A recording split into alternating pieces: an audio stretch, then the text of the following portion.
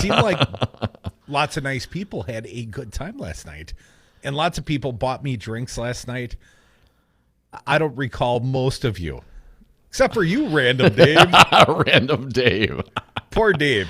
You know, people named Dave just pick up nicknames. And Dave was very generous, bought me a beer. He's a mechanic. Big fan of the show. Good guy. He was at the Barrymore Theater last night for the Democratic presidential debate. And thanks to Al and Steve and all the fine folks down there that made that event happen. And thanks to all of you that came down, especially those that bought me a drink. And I was drinking doubles. And I was socking it to the people. And then, as you know, Dom, I called my wife and asked for a ride home. You got picked up. Good idea. Great move, Crudy. I was drinking single, so I was fine. Thank you, everybody, last night. So much fun. Yeah, I had a good time. And we're doing our last official show, Dom, before Christmas. Before the celebration of the birth of Jesus Christ and commercialism, apparently. Let's celebrate the Son of God by buying Dominic a new Xbox video game. Is that what you really, really want? I mean, unfortunately, you've been a naughty boy and you know it, Tom. You're damn right I have been. I should get more toys because of it. The good Dominic, naughty, the good naughty Crudy. How about you, Fancy Brian? Is Fancy Brian on the board? Is he back from Star Wars? I am back from Star Wars. First, you sound a little tired, man. Sounds like you were fighting the Sith Lords last night. No spoiler alerts, but how was the movie, Brian? The movie was great. I had a great time. One of my best friends had a personal issue, so I was a touch distracted towards the end, but, I mean, that issue was way more important, of course. And I also made very bad choices. I very rarely have any sort of excessive amounts of caffeine or sugar or salt, and I had all three of those. I had a bucket and a half of popcorn and 2 gallons of Coke somehow. I'm just estimating. And then on the way home, I said, you know what? I'm going to go ahead and get myself some Taco Bell because that's a great decision for this guy who hasn't had Taco Bell in months, maybe years. I think I've had it. You can count on one hand how many times. A bucket and a half of popcorn. I mean, when you pack the birdshot like that, you got to get some gunpowder on top of that. That's what I did. And so I'm thinking I'm just going to have a quick drive home. There's no traffic. Oh, wait, the entire freeway shuts down after 11. Yes. So I'm driving through middle of Caledonia in a train, like a caravan train of trucks. What do you mean freeway shuts down after 11? On 94, they're doing construction because of Foxconn. Thank you, Mr. Foxconn. Yeah. But yeah, so we're still building a highway for a corporation yesterday. Bruce Murphy, I think we talked about it briefly on the show, Dom. Foxconn is dead. That was the headline, yes. Was the headline, yeah. So I don't want to talk about Foxconn yet. And we are going to talk about the Democratic debate, Dom, because we got lots of rehashing to do. Some of us for the very first time. But before we do any of that, Scott Walker's Twitter feed. You know, I like to play the game, especially on Fridays, Dom. What's Wanker tweeting? And I think you brought it to my attention. I found it. Sure enough, here it is on the Wankinators Twitter stream. Scott Walker. And he's sending out a video from the scottwalker.com Walker Group LLC. And he's tweeting it. And Scott Walker says, want to explain to your family this Christmas why socialism is wrong? Listen to our podcast about what Santa, and then he puts a little Santa emoji in, because he would. He's got the time. What Santa would be like if he was a socialist.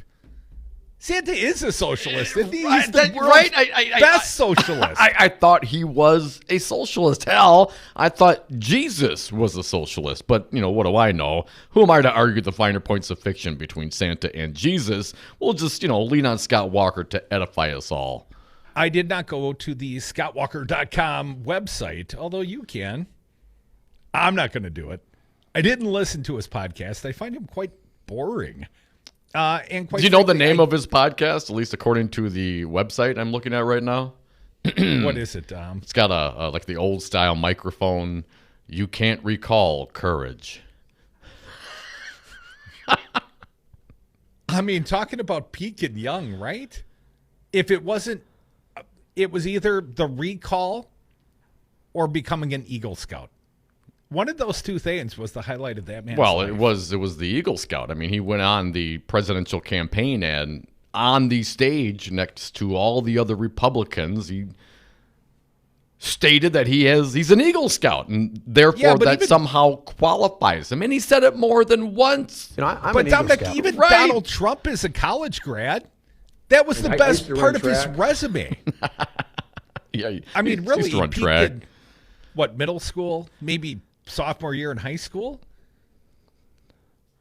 He peaked the day he got his Eagle Scout. Freedom. So, yeah, you can go to Scott Walker and find out how to explain to your family why, on this Christmas, why socialism is wrong and what Santa would be like if he was a socialist. Santa is a socialist, at least a democratic socialist. Is he a capitalist? I mean, he's not a capitalist, right? How would you describe Santa? They hear the Republicans tell it, right? That's all that guys like Bernie Sanders and Elizabeth Warren are. They're not socialist, although they, of course, call them socialist or communist or worse, but they're Santa Claus. They're giving away all these sort of fictitious benefits. And how are you going to pay for them, right? Well, you never pay for them. You just make big promises. That's what Republicans claim. And there is a two Santa Claus theory, right? And the Republicans always used to think the Democrats, they were always Santa. They were giving of gifts. So Republicans needed their own gift to give, and it always became tax cuts. That's how they played Santa. They're always going to find a way to justify tax cuts. Free up the engine of the American economy and all that kind of stuff, Tom. Well, they have somehow twisted their rationale and logic to think the only good thing for Christmas is if rich people pay less taxes. And maybe some year they'll invite you up to their second home for the holidays. The one in the Hamptons, Tom. Crudy, I perhaps we're not looking at this the right way. Maybe Santa is a capitalist. Think about this for a minute. After all, he exploits he exploits a workforce, right? All the elves, they don't get paid for that. They work all year round. Santa could be a capitalist because, like a lot of CEO types, he only works like one day a year. And Santa could be a capitalist because he gives stimulants to the reindeer to make them work all night long. I mean, absolutely Santa could be a capitalist. You can't fire me, I quit. Seems I don't fit in. Are you asserting that purely predicated on the fact that Rudolph's nose is red? Doesn't the magic dust makes the reindeer fly, right? Also, the name Rudolph also implies a little little Trump. Yeah. So Santa is a capitalist. Maybe Scott Walker is right. How would Santa be if he were a socialist? Well, Dominic, let me ask you, are you going to spend any time in a wine cave this holiday season? I mean, I had not planned on it, but now I'm kind of hoping so. I like a good bottle of wine. Do any of your friends have wine caves? They could invite you over? I think they call them wine big check? cellars, but no, wine cave? I mean, is that like a man cave, but a wine cave? I mean, I'm not sure, but yes, I've been into some homes that have, little areas set aside for wine. Yes. Okay, well, Pete Buttigieg went to a little wine and spritzer event last week, a big fundraiser in the Napa Valley. And apparently it became something of an issue. It was raised from the stage, right? That's what Elizabeth Warren was pounding the man about. And apparently Bernie's team post-debate, I don't know if you noted, John Nichols' Twitter feed, our pal John Nichols. No, what did he say? Was in the spin room, and he took a picture of Jeff Weaver. And also, I believe Nina Turner was attributed. And it was either winecave.com or Pete'sWineCave.com. Something black T-shirts with, newly shiny printed. And then so I looked up winecave.com. Don't go there. Don't go there. It's like a malicious attack site. Don't go to wine. If it was something, that someone had bought up perhaps, Someone has put a malicious attack there, so please don't go there. Don't wreck your devices trying to, be curious. I didn't realize such sites existed, Dom. We have some sound of this, so we're going to get to it now. Or let's get to it. This is the full exchange. I think it's about a minute and a half. The wine cellar. The wine cellar, the wine cave, whatever. Let's play it for the people. And of course, we'll get some calls today as well. It's Friday. We air grievances. You can join How about us. A weed cave? You know anyone that's got a weed cave? Because Yes. I'd like to get invited over to their house. Funny enough, not the same people that have the wine caves. Let's do cut one, please, Brian. So the mayor just recently had a fundraiser that was held in a wine cave full of crystals and served $900 a bottle wine. Think about who comes to that. He had promised that every fundraiser he would do would be open door, but this one was closed door. I don't think that's accurate. We made the decision many years ago that rich people in smoke-filled rooms would not pick the next president of the United States. Billionaires in wine caves should not pick the next president of the United States. Mr. Mayor, your response. According to Forbes magazine, I am literally the only person on this stage who's not a millionaire or a billionaire. So if this is important. This is the problem with issuing purity tests you cannot yourself pass. If I pledge never to be in the company of a progressive Democratic donor, I couldn't be up here. Senator, your net worth is 100 times mine. Now, supposing that you went home feeling the holiday spirit, I know this isn't likely, but stay with me, and decided to go on to PeteForAmerica.com and give the maximum allowable by law, $2,800.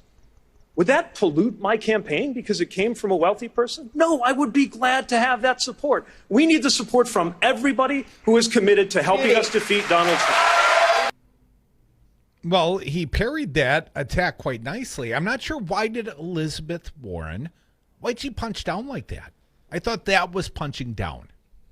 Well, obviously, she's concerned about Buttigieg. They've been having this thing go back and forth for some time, and I think it brings up a very important issue.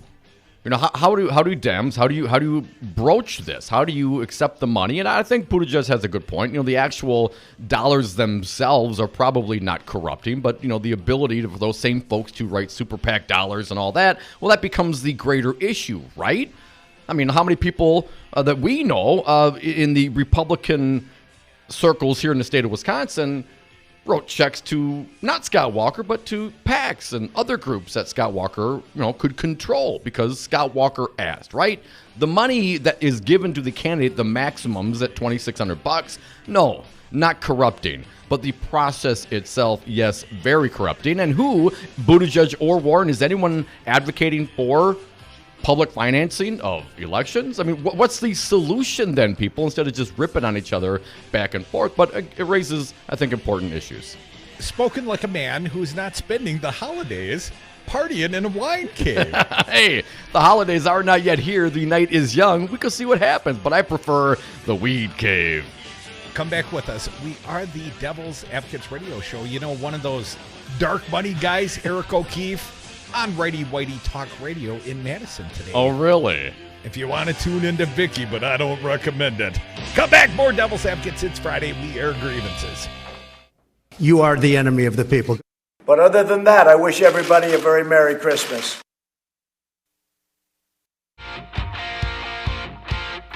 Tune in to Wisconsin's Political Talk on Talk 92.7. Weekdays, hear the Earl Ingram Show from 6 to 8 a.m. Next, it's Stephanie Miller from 8 to 11. From 11 till 2, the Tom Hartman Program. At 2 o'clock, it's Matt Flynn Direct. From 3 to 6, the Devil's Advocates. And at 6, it's Busted Pencils, Brandy Grayson, and Maggie Dawn. Wisconsin's Political Talk. Listen online at talk927fm.com.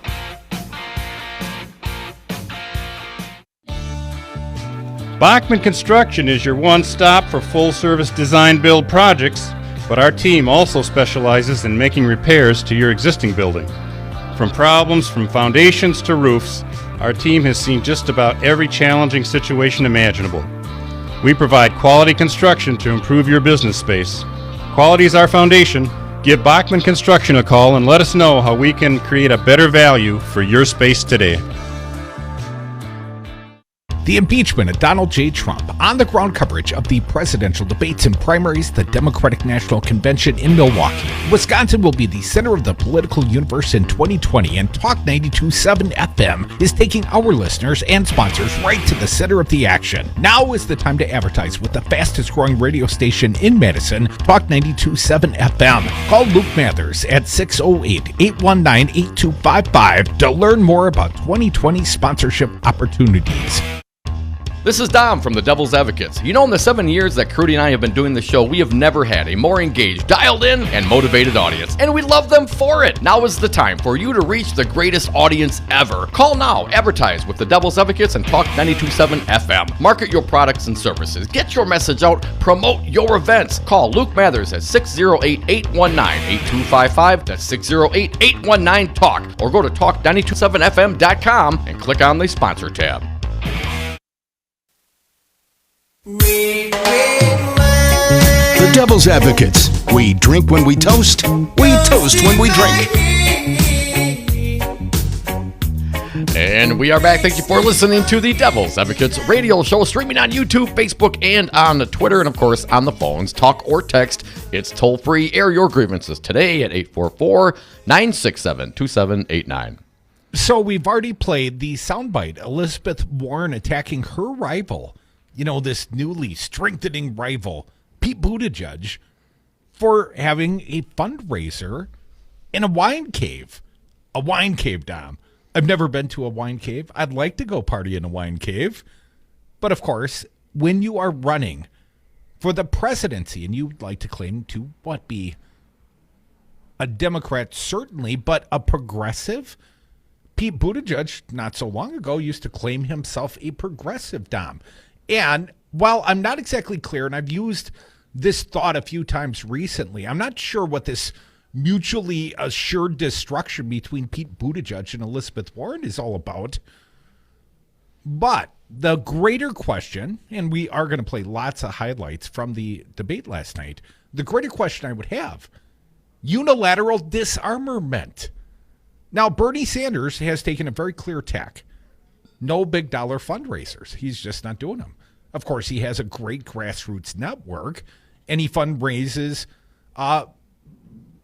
as much money as any of the candidates perhaps accepting the president. Didn't he say he raised $1 million since the debate last night?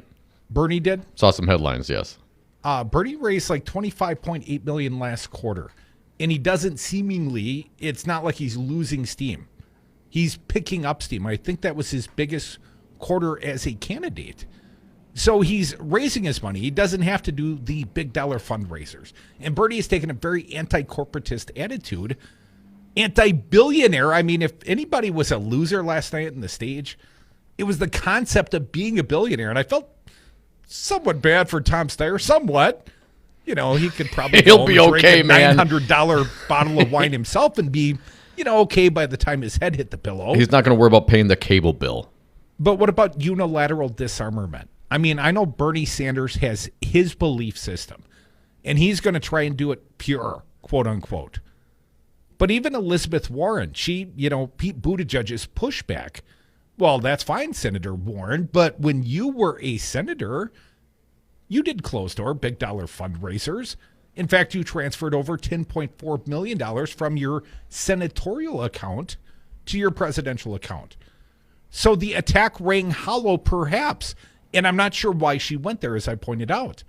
But ultimately, the broader, the bigger, more important question, what tactics do we use when it's time to go run the general election against Donald Trump? He'll use any tactic at his disposal, including foreign countries if necessary. So do you unilaterally disarm? Do you say, nope, no super PAC money? That's what Bernie's saying. But that's probably not what Biden or Buttigieg, that's not going to be their tact, I would think, if some supportive super PAC was going to put millions of dollars behind Klobuchar. I mean, if she takes that kind of money from ex-boyfriends, she'll take it from a super PAC. That's all I'm saying. So I would say there is a distinction, and I think Elizabeth Warren is trying to have it a little bit both ways, and I think that's why his comeback was a little stinging against Elizabeth Warren, Dom. But the broader question I would ask, and I'm asking of the audience, do you care, audience? 844-967-2789. Unilateral disarmament, you just say, nope, I'll take donor money only, no more than $2,800, and I'll do it Bernie style, couch cushion change and $27 is.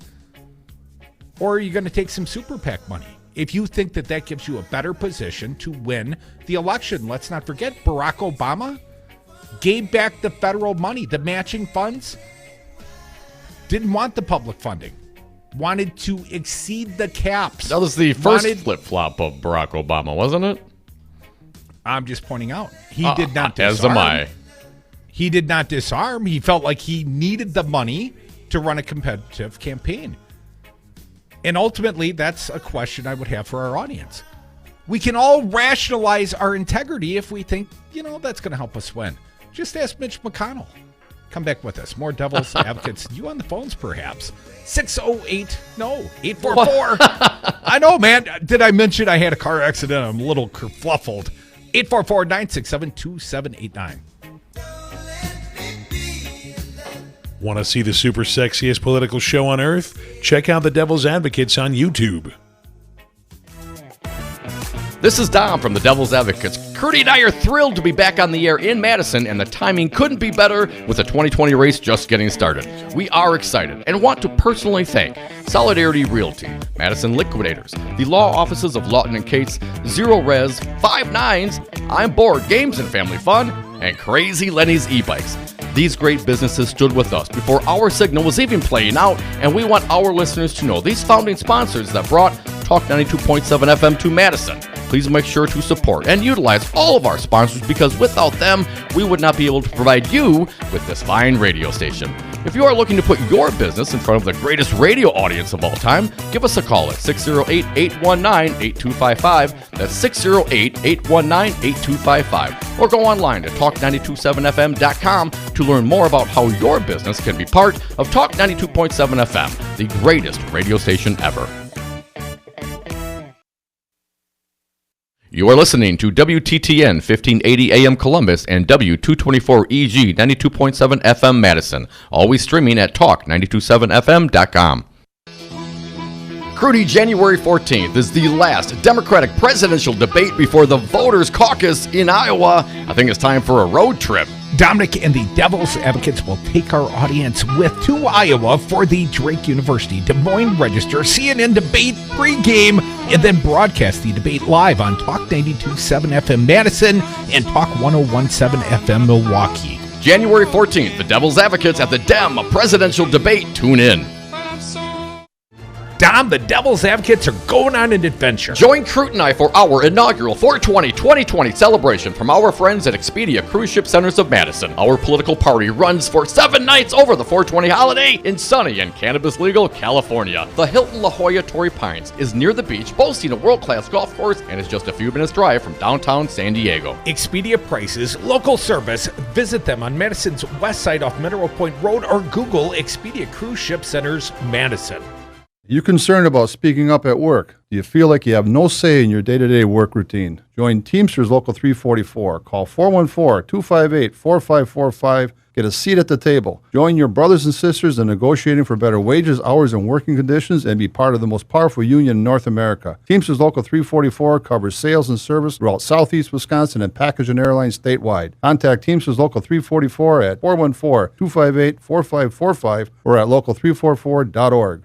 Lawton & Cates, I specialize in immigration and nationality law. People the government is trying to kick out of the country, I help them stay here lawfully. And then the other area is people who wanted to come to the U.S. lawfully, I help them come here lawfully. The attorneys at Lawton & Cates. It's who you turn to for legal advice. 282-6200 or lawtoncates.com.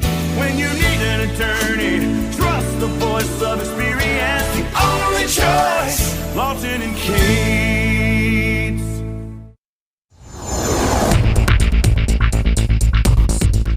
For WRRD and WTTN, I'm Stu Daniels with your headlines.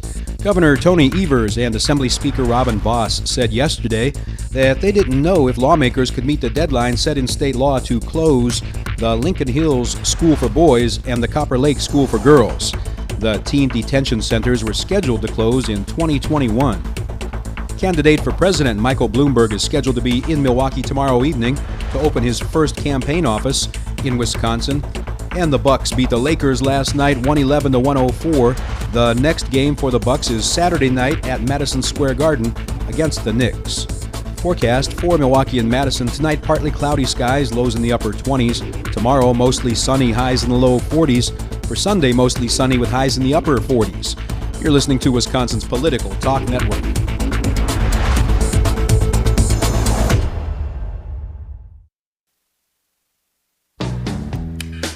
Women want them. Men want to be them. Tom and Crute are the Devil's Advocates. Welcome back to the Devil's Advocates radio show. Happy Friday before Christmas to us all.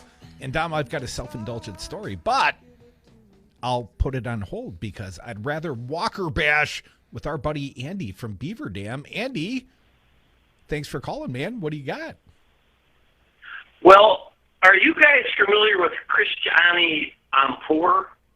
I'm probably not pronouncing it. Yamanpour. Yes. Yamanpour, I saw that yeah, Scotty Winker was interviewed by her recently. He was so proud he posted the video.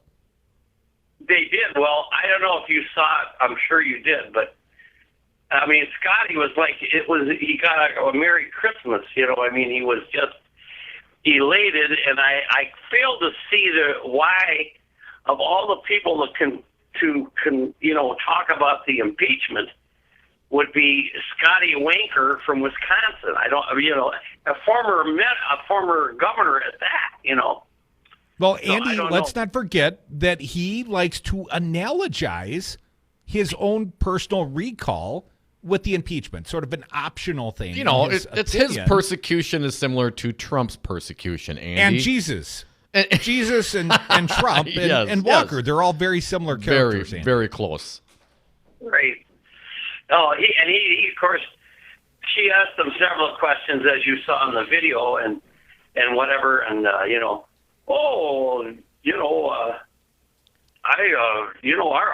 it's as easy to vote here as it is in any place in the country. You know, you can register on the same day. And then she talked about the purging of the 234 or 230,000 votes, and he said, "Well, there's a lot of college kids, that we don't know if they're still living there yet or whatever. They maybe went back home or something like that, And he was just he wasn't going to budge. But one thing about her is, as soon as she's done talking with her guest, he doesn't even get a chance to say goodbye. It's like, see ya, and he's gone on to something. She's gone to something else. But well, really, quite frankly, if Scott Walker came knocking on your front door, wouldn't you slam it? I don't think so.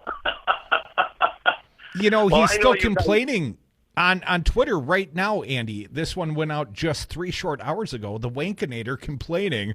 During my interview with Christiana Amanpour on CNN, she used the left's talking points about redistricting. They are false.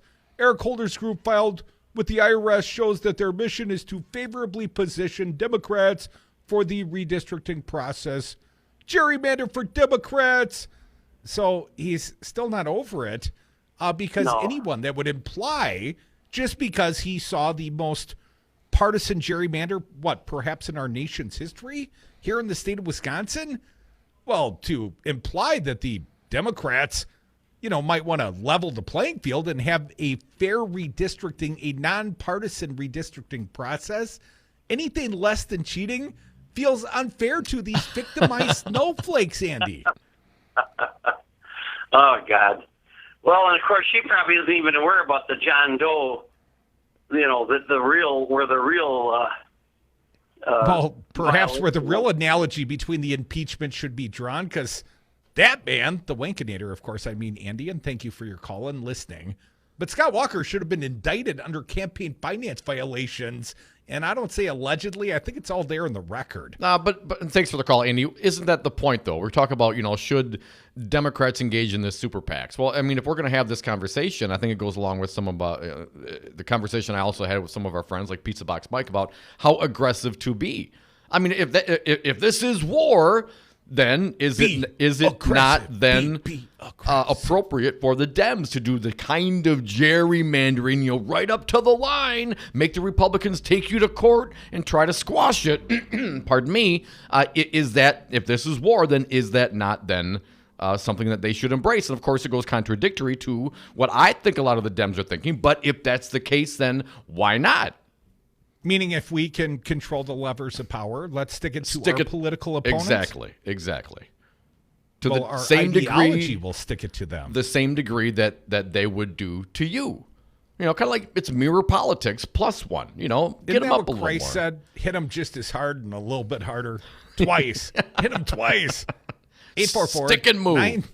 967-2789. Chris from Madison, you're next. Happy holidays. Merry Christmas. Feliz cumpleaños a ti. Yeah, I was calling because of the caves that you guys were talking about. The wine caves. Yeah. What do you think, Chris? Well, for starters, our founding fathers spent a lot of time in caves themselves, but they weren't doing that for campaigning purposes. They were for more nefarious reasons, like Benjamin Franklin. I'm unaware of the story. Edify me, The Chris. Green Dragon Tavern, the Sons of Liberty would meet in the basement of the bars, Chris. I mean, that's how the revolution was seated. Oh, no, I'm what was Ben about Franklin doing in the caves? Let's just say that he met many a fine lady in those caves, according to history books that I've read. He does have a reputation. Yeah, but my overall point, though, is, I know a lot of people who are wealthy, and they're not terrible people. And I am a Warren fan myself. However, I think Mayor Pete has a point here. We need everyone on board, everyone on deck to try to defeat Trump. And if he's going to wine caves to try to get more people to sign on to that, I'm all for that. Try to find as many people as you can to vote against Trump. I'm for that. Chris, it's not maybe suggesting that, the wealthier people among us are terrible people. It's that perhaps they have an undue-sized influence on our political process. They buy access effectively. That they get Right. that other people don't get, Chris. And that's the beef. It's not that, right scratching a $2,800 check is going to be corrupting in and of itself, but they're in those circles. They have the time, they have the means, they have the energy to go and try to influence the political system, to bend it to their will, to their benefit. Which is why I'm all for campaign finance limits on individuals as well as for corporations. Citizens United was a terrible decision, which changed everything on that. But, if we have a limit on, money isn't speech, in my opinion. And if we have limits on how much money can be spent by individuals per candidate, I'm for that. And with that regard, I'm for whatever fundraisers the wealthy have to provide for, as long as it's for getting rid of Trump, of course. But I digress. Chris, let me ask you quickly. Elizabeth Warren, my second favorite candidate, and the Buttigieg response to her last night, I think she started it, but he had a very good response, and that was she could not pass her own litmus test. I don't care what sort of personal wealth she may have. She's not a young whippersnapper like Pete. His wealth will grow, I suspect. But the actual attack was that she used to do exactly what she's accusing him of doing. This is a new position for her. As a U.S. Senator, she was just fine with the big dollar fundraising, or at least that's what the accusation was. Chris, does that concern you at all? If it is truly your avocation, money is not speech, corporations are not people, Citizens United was unmeritoriously found. Well, Chris, where do you stand on Warren's prior fundraising compared to what she says now? Well, her prior fundraising, I believe, was in line with what she's trying to defeat. I think that she's. More importantly, let's look forward then, Chris. Let's not hold in. You got to do what you got to do. When it comes time for the general election, and let's say there's a $500 million super PAC that wants to see, blue no matter who, and she's the nominee. Are you going to be okay with a super PAC for Warren if she's the eventual nominee? Should she use every resource at her disposal? Maybe not coordinate in the same way Scott Walker did, but within legal limitations, should she be just fine if rich people want to spend $500 million pushing her across the finish line just to try and make sure? This is the way I look at it. I see it as I know that Warren is someone who's against the Electoral College, and she has to work within that system to become president. I also see her as someone who's against money and campaign finance, and I believe that she has to work within that system. Once she gets in power, I think that we definitely need to change things completely. I'm a big fan of reform in our election system. A lot of things need to change to make we the people matter again. I think that she's a good candidate to make that happen. I also think that, we're going up against Donald Trump, who is going to pull out all the punches that he's got to make things happen. She's got to get past that finish line, and then we have to change things drastically. Chris, appreciate your thoughtful response. Thank you for your call. Have a happy holiday. 844-967-2789. I think there's time probably for at least Wisco Paul. Merry Christmas, Paul. How you doing, brother? Happy holidays to both of you. Thank you, Paul. Thanks, man. Yeah, and I hope you guys had a good time. Last night I had grandkids' school things to go to, and I was sad not to make it down there. But, Crudy, you had to bring up Scott Walker. Anytime you bring him up, I have to call in. And I would like to say, please, please go away, Scott Hall. Just go away. You destroyed the roads. I have to drive them probably for the next 5 to 10 years like this. And it's going to be yours to fix and lots of money. And I'd like to say, Scott Hall, you are a jackass.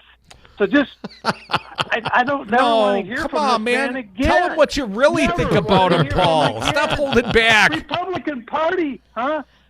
Hey, Republican Party, put this guy in a closet, man. He drives me nuts. He's not relevant anymore. God. Oh, come on, Sorry. Paul. Break in case of emergency. Scott Walker will always be there. Always. And if you believe some of the rumors from college, he stayed in the closet quite nicely. Different sort of closet. 844-967-2789. It's Friday. We air grievances. You can join us on the phone. People change. You can text People it in. change. You can text it. It's toll free. No, people can change, Crudy. Most people don't. If they pray hard enough. Pray it away. Come back with us. More Devil's Advocates. 844-967. I think you said this. 844-967-2789.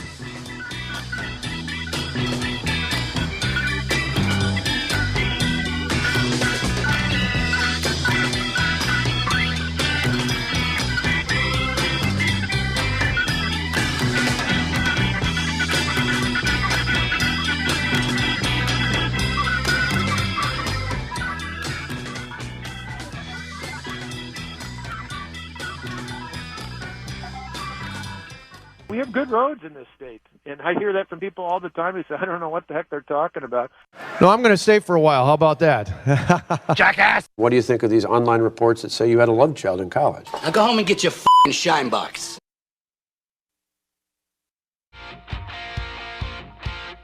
Tune in to Wisconsin's Political Talk on Talk 92.7. Weekdays, hear the Earl Ingram Show from 6 to 8 a.m. Next, it's Stephanie Miller from 8 to 11. From 11 till 2, the Tom Hartman Program.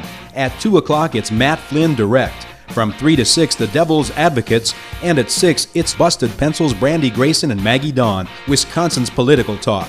Listen online at talk927fm.com.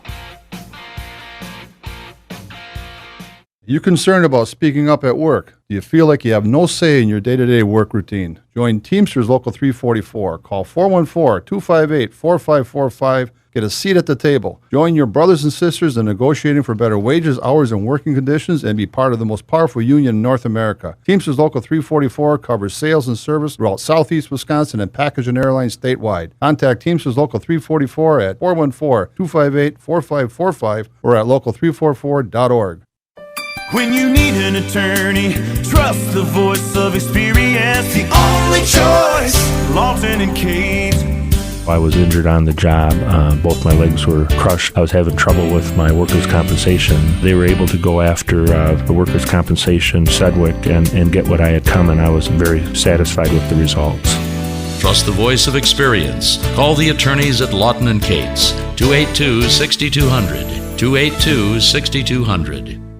The impeachment of Donald J. Trump, on-the-ground coverage of the presidential debates and primaries, the Democratic National Convention in Milwaukee. Wisconsin will be the center of the political universe in 2020, and Talk 92.7 FM is taking our listeners and sponsors right to the center of the action. Now is the time to advertise with the fastest-growing radio station in Madison, Talk 92.7 FM. Call Luke Mathers at 608-819-8255 to learn more about 2020 sponsorship opportunities.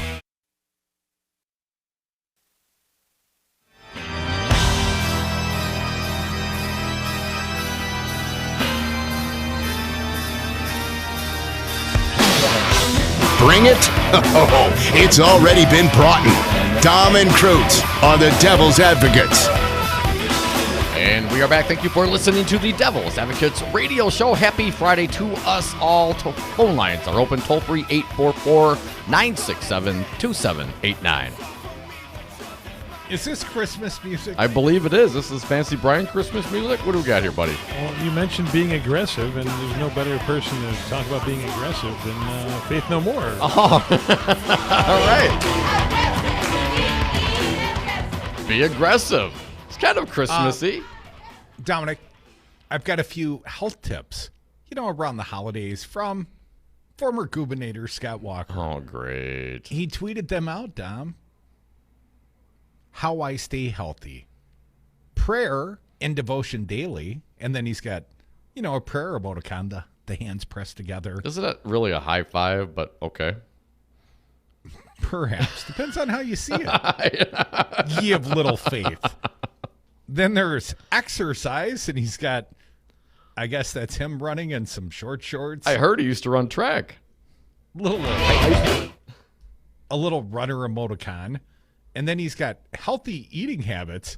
Come on, man. I've seen some of the stuff you eat. You tweet it out with frequency. I mean, ham sandwiches? Come on. Deli meat is really not that healthy. There's a lot of salt in it, right? A lot of fat in deli meat. I mean, Scott Walker, come on, man. And don't pigs have cloven hooves? I mean, really, biblically speaking, are we supposed to be eating pork? I'm not clear that we are. Bacon's good. A lot of ham that man eats. Ham is good. So anyways, as he would call it, healthy eating habits. Don't read the comments on my social media posts. That's probably a good idea. Yeah, I see people don't like you much, Scott Walker. No, not at all. And one more, Dom. Never watch Democrat presidential debates. Clown emoticon. That's Scott Walker. He's just full of the Christmas spirit today, isn't he? He's clever, Dom. I mean, can you in the same tweet be a total jackass and then also proclaim how holy you are by praying in devotions? I mean, does Jesus think you have a good sense of humor, Scott Walker? I'm just wondering. I don't get how you can, in the same Twitter breath, say that you're a man of faith and you have prayer and that's how you remain healthy, and then go, rip on the Democrat.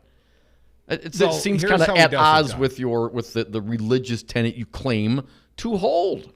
Well, he also tweeted out some photos of the ceiling of the basilica at St. Jehoshaphat. So, he's got that going for him. Which is nice. 844-967-2789. You got any Walker bashing, any grievances? We're going to talk a little I mean, we didn't even get into the Democratic debate. We'll get there. We'll get there. We got We're lots still in the of time. wine cellar portion. Or, excuse me, wine cave portion of the show. Mud River Lee, welcome back, man. What do you got for us? Well, gee, it's wonderful to get through so quickly. I got a couple of things. I can't get 101.7 here in Milwaukee, and I just went out and spent a brand new $50 on a brand new radio to get you guys after the sun goes down. Well, maybe for the holidays, just have a little faith, Mud River Lee. Just keep praying to Santa. Or the FCC. We're waiting on the FCC, Mud River, waiting on a little more power and permission to turn it back on from the FCC.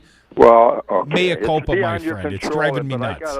I got a bone to pick with yourself, at least in all the Democrats, when it comes to Electoral College. No one seems to remember the original purpose of it when the states were formed, and tell me if I'm wrong, but who would go to Wyoming, for example, or North Dakota, if it wasn't that they had the 2 Senate votes, even though they call it underrepresentations, but the small states say, no, we want to be representative, that's why we need the votes.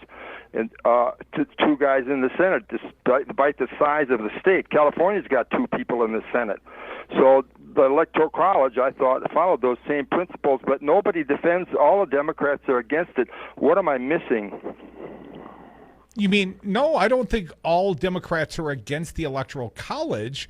I think that some think it should be reformed when you see a guy like Donald Trump lose the popular vote by over 2 million, Lee, and yet still be anointed president via Electoral College.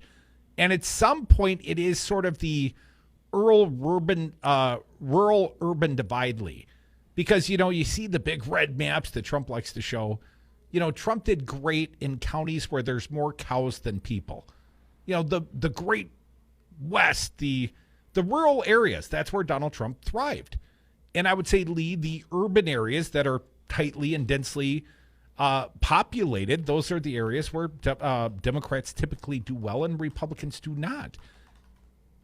And ultimately, the Electoral College, I thought, was really about trying to get a couple of the slave states to join the 13 colonies and form a union. I thought that's what the Electoral College was about. I don't know that anyone goes out to North Dakota and says, I live out here because we get a disproportionate representation in Congress. Just my thought, though, Lee. Well, I appreciate that, especially when you go back to the origins of the states. Let's face it, it's the United States of America. There's 50 states, and they all have their competing interests, and that was a pretty good light you threw upon it about the original formation of getting the states in the Union. That makes sense to me. Thanks for the answer.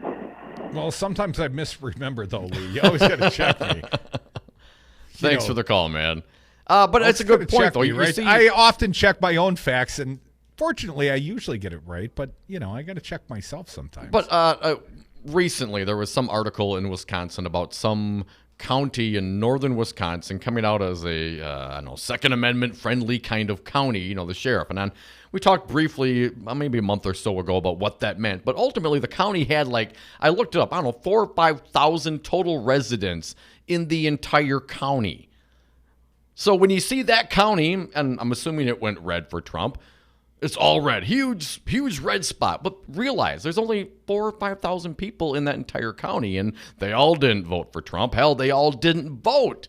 So it's misleading when the Republicans, as they did during the impeachment debate, pull out the big map with all the red and say, well, here's every square inch that went for the Republicans. Well, of course, that is entirely misleading and kind of to the point. I think, is that just because there's a big piece of land doesn't mean there's a lot of people living there. A lot of sheep or sheeple, whatever you prefer. Yeah, a little bit of both.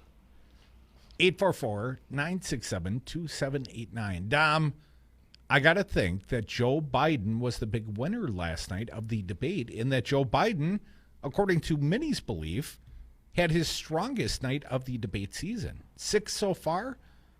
Joe had very few stumbles. The only stumble I saw last night was something of a stutter. And I only knew this or found this out very recently Joe Biden had a stutter that he overcame.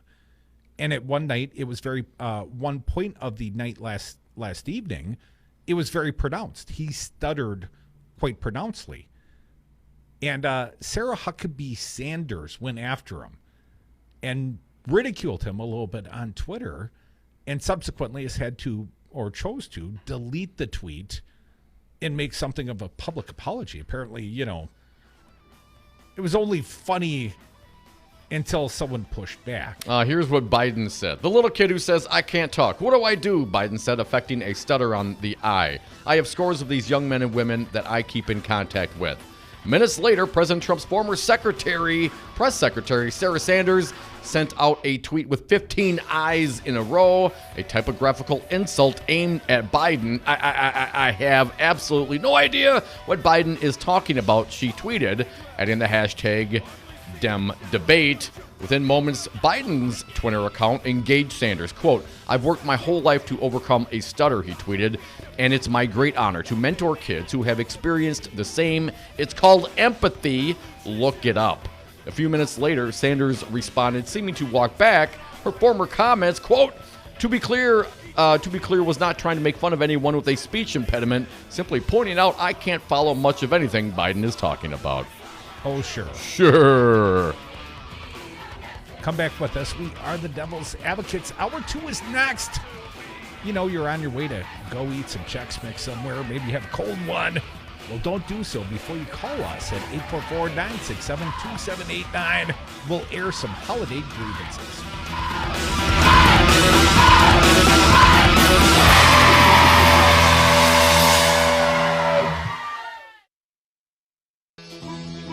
Crudy, January 14th is the last Democratic presidential debate before the voters' caucus in Iowa. I think it's time for a road trip. Dominic and the Devil's Advocates will take our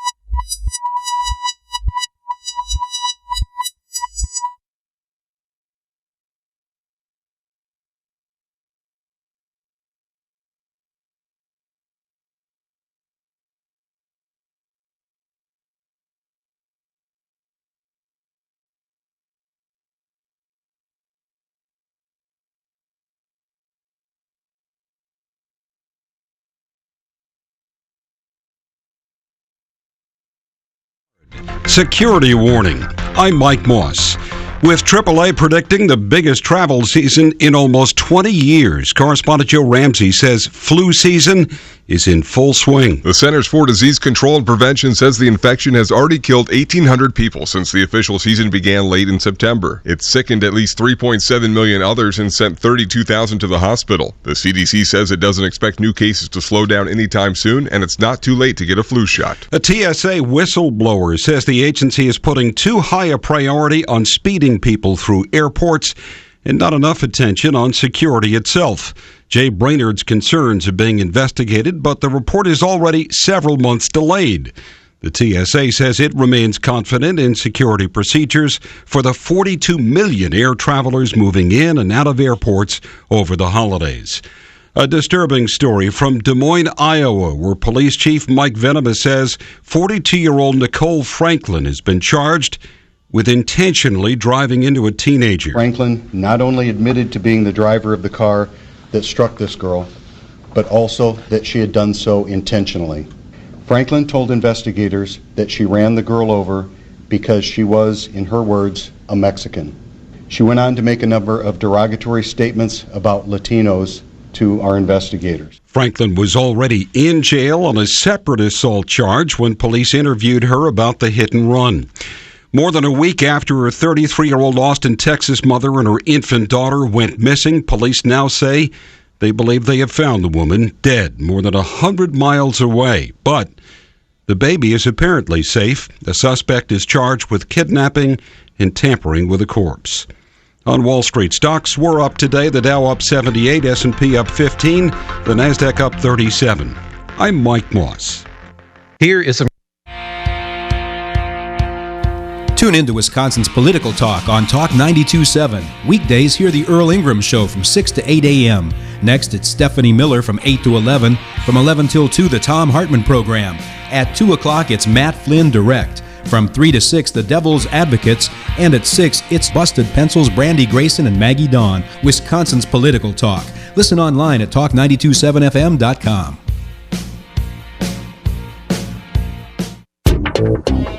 A lot of stores tell you what you want, whether you need it or not. At Ignite Glass and Gifts, we listen to what you want, what you need, and how you're going to use it. We have a huge selection, so more than likely, you'll find exactly what you're looking for. If you don't find it, we'll do our best to get it in for you. Madison's favorite for glass gifts and vape. Ignite Glass and Gifts. Monona and Madison's West Side. You'll say, oh my God, I found it at Ignite Glass and Gifts. Ford is recalling more than 600,000 midsize sedans to fix a brake problem. Correspondent Carrie Shoemaker reports. The recall covers certain 2006 through 2010 Ford Fusion, Mercury Milan, and Lincoln MKZ cars. Ford says a valve inside the hydraulic brake control unit can stick open, resulting in increased stopping distances. 2 people have been hurt and 15 crashes are credited to the problem, according to Ford. Owners will be notified starting the week of January 13th if their car is among those affected. I'm Carrie Shoemaker. Virginia Attorney General Mark Herring has ruled resolutions passed by local governments declaring themselves Second Amendment sanctuaries have no legal effect. More than 100 communities vow to oppose any new gun laws they think violate the Second Amendment in Virginia. I'm Mike Moss. This is Dom from the Devil's Advocates. Curdy and I are thrilled to be back on the air in Madison, and the timing couldn't be better with the 2020 race just getting started. We are excited and want to personally thank Solidarity Realty, Madison Liquidators, the law offices of Lawton and Cates, Zero Res, 5 Nines, I'm Bored Games and Family Fun, and Crazy Lenny's e-bikes. These great businesses stood with us before our signal was even playing out, and we want our listeners to know these founding sponsors that brought Talk 92.7 FM to Madison. Please make sure to support and utilize all of our sponsors, because without them, we would not be able to provide you with this fine radio station. If you are looking to put your business in front of the greatest radio audience of all time, give us a call at 608-819-8255. That's 608-819-8255. Or go online to talk927fm.com to learn more about how your business can be part of Talk 92.7 FM, the greatest radio station ever.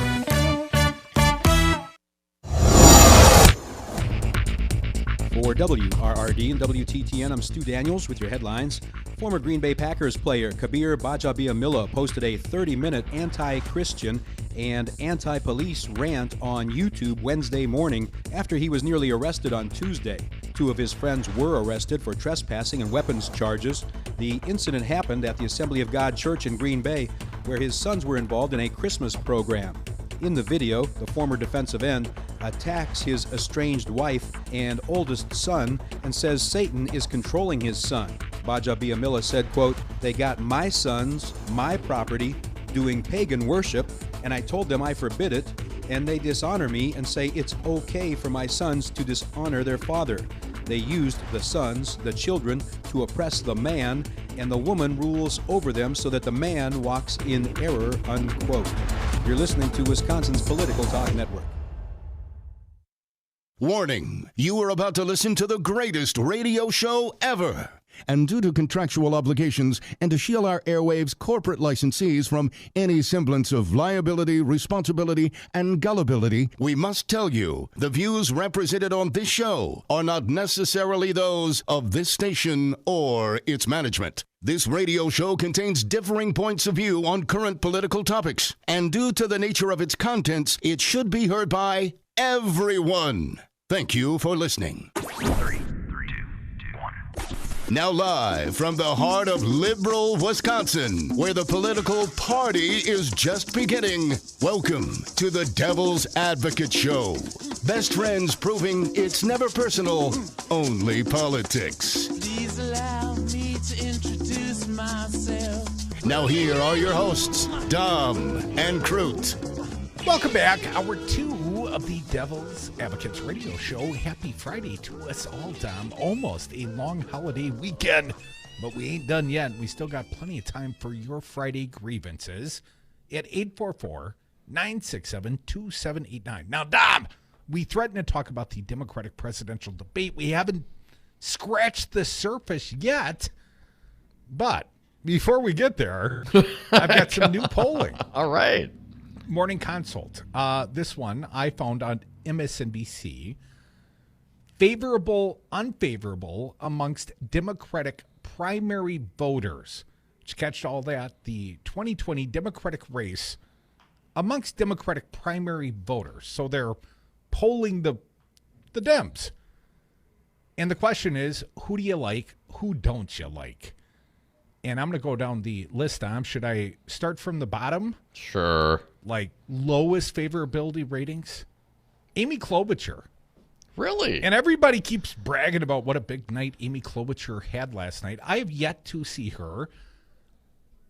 She does not strike me as presidential. I mean, nothing about any of her presentation. What does presidential mean? Okay, superior to her opponents on the stage.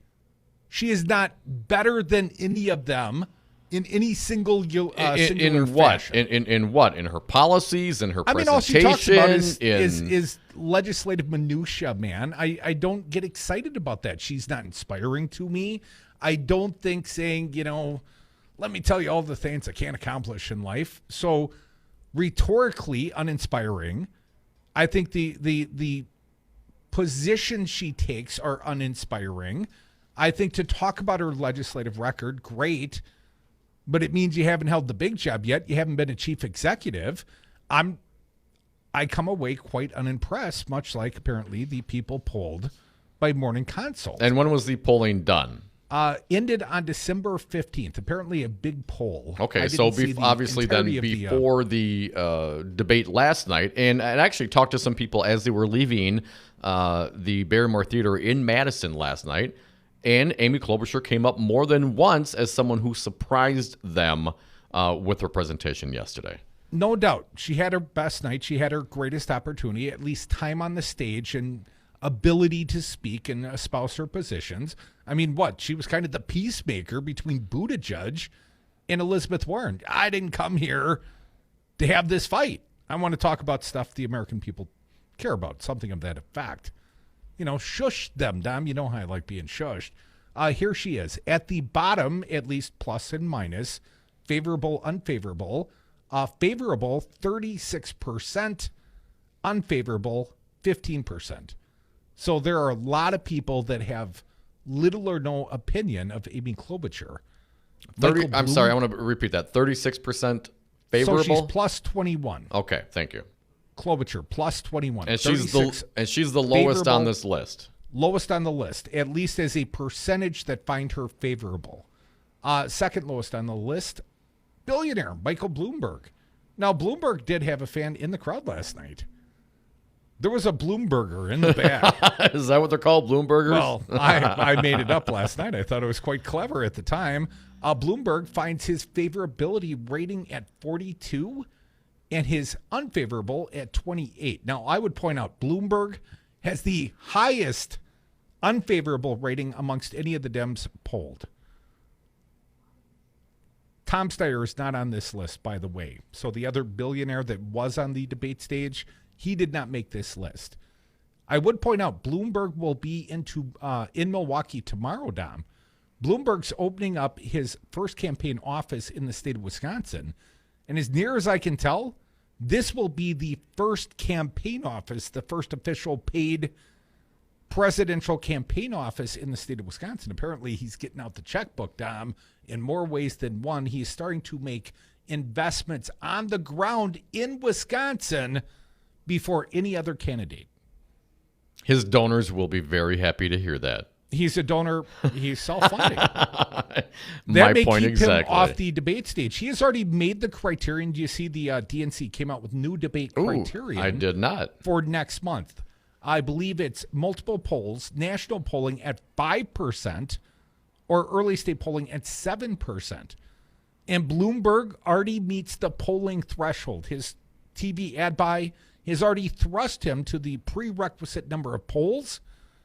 He's never going to make it to the donor threshold unless he changes policies, right? He might have to spend $100 million on Facebook convincing other people to spend $1 just to numerically meet the prerequisite number of donor threshold. Bloomberg, plus 14. Andrew Yang, 42 up, 42 favorable, 15 unfavorable. That's what, plus 27, Dom? You got Pete Buttigieg. He is 47% favorable, 17% unfavorable, plus 30. You got Cory Booker at 47% favorable, 16% unfavorable. So Cory Booker plus 31. And then you get to the big three, Dom. Elizabeth Warren, favorably rated by 63% of those polled, Morning Consult, amongst Democratic primary voters, 19% unfavorable. So what's that, plus 44? Joe Biden, plus 70, or more accurately, he's favorable at 70%, unfavorable at 21%. Joe Biden, plus 49. And who's top of the polls, Tom? Bernie? Well, he's the only one conspicuous by his absence. I win. What's Bernie at? And this is not a mainstream media poll, so, you know, it might actually name Bernie Sanders. Oh, I see what you did there. I meant this program. Obviously, most polls name Bernie. Most mainstream media have found ways to not talk about this man like he's a viable front runner, or at least amongst the top 2 or 3. Bernie Sanders, favorable, 75%, unfavorable, 18%. Wow. What is that, plus 57, Dom? Go Bernie. It's a big number. It's a big number. And what was the criteria here? These are Democratic primary voters. What was and this is a national poll, Morning Consult, just finished polling on December 15th, published this one, at least I found it MSNBC December 19th, and this is the 2020 Democratic race, according to the graphic on MSNBC. Crudy, you brought up Klobuchar. We have some sound. Maybe we should go through the sound like the Maybe she the will polling. impress us more if we're paying attention and drinking less. Well, I don't know about that. You can join us. You can pay attention and drink less or more at 844-967-2789. Brian, we're going to do some Klobuchar. We don't have a whole lot of cuts from her. Always tastes great and less filling. We're going to start with cut number 31, the debate, the comparison to Nixon on the impeachment. Cut 31, please. In the case of Watergate, a paranoid president facing election looked for dirt on a political opponent. He did it by getting people to break in. This president did it by calling a foreign leader to look for dirt on a political opponent. I like her so far. A couple more from Klobuchar. Kind of jumping around on topics here. Let's see. The climate work for the future. Cut 47, please, Brian. We cannot wait to act. There's an Ojibwe saying that great leaders make decisions not for this generation, but 7 generations from now. This president doesn't keep his decisions for 7 minutes. That is true. It's funny because it's true. And again, Klobuchar on voter purging. Is it funny? Cut 48. Yes, it's funny. This action that's been taken by this president and his people and his governors all over the country is wrong. They have made it harder for African Americans to vote, as one court said, discriminated with surgical precision. What would I do as one of the leaders on voting in the U.S. Senate? Stop the purging. Stop the purging. Okay, so there's a few cuts of Klobuchar. Crudy not impressed. Still not impressed, not a fan. Maybe she sounds like so many Midwestern women that have lectured me throughout the course of my life. Oh, no, come on, man. And Bernie Sanders doesn't sound like a grandpa who just yelled at you for getting on the lawn. I'm not claiming Bernie Sanders doesn't have his own annoying Brooklyn twang. I'm just saying maybe I'm more used to hearing a Klobuchar-esque nasal twang because I am a Midwestern boy. Yeah, but why and I've got would my that- own speech problems. Maybe that should resonate with you, man. I mean, she's the neighbor Doesn't. next door. It doesn't whatsoever. Senator not at all. next door. No, I just don't get excited. Yeah, you like You're- those East Coast elitists like Warren and Sanders. Apparently, I do. Okay, so there are other candidates. I mean, I find Cory Booker far more compelling than I find her. I find Elizabeth Warren far more compelling than I find her. It is a comparison process. This is why they're debating. And when I look at the strength and the number of senators and people on the stage that I do find very impressive, including the former vice president, I just don't put her in that very highest echelon. It's not that she's not an impressive human being. No doubt she's a U.S. senator. But that may be as far as she rises, to my humble opinion. Just because you're a U.S. senator doesn't mean you're an impressive human being. In fact, there are many impressive human beings who are not U.S. senators. So I'm not clear that one of those has to do with the other, especially considering knowing some of the U.S. senators that we know. Who are you I'm just unimpressed with, per se, Mr. Salvia? I am not impressed with Ron Johnson. I mean, I like Ron Johnson as a human being from Oshkosh. I grew up in the Fox Valley area. He's but intellectually folksy enough. unimpressed I'm by not. the I mean, no. I mean, I'm not. No. I mean, no. Are you? Well, I'm not.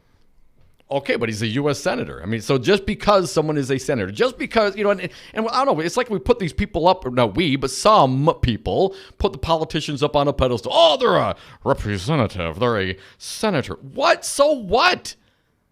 That doesn't automatically make them a good or a bad human being. Who are they? Cynical in all of life. Well, I mean, okay, it's not just about these people. It's about all humanity that you are cynical I just don't think that they're any more or less as a population better, quote unquote, or worse people than anybody else. I will tell you this: Cory Booker, a far better man than I. He is. He's smarter. He's better educated. He's shown more humanity in his time on Earth. He's done more, accomplished more than little old me. I'm telling you, he's a better guy than me. I would rather Cory Booker was the president than a Joe like me. He's a better man than me. No matter how good you think Cory Booker is, I would not want him as my co-host on the greatest radio show ever. That's your job, man. Come on, man. I'd swap you for Marianne Williamson or Andrew Yang. What? Come on. Oh, Marianne. We never had enough time.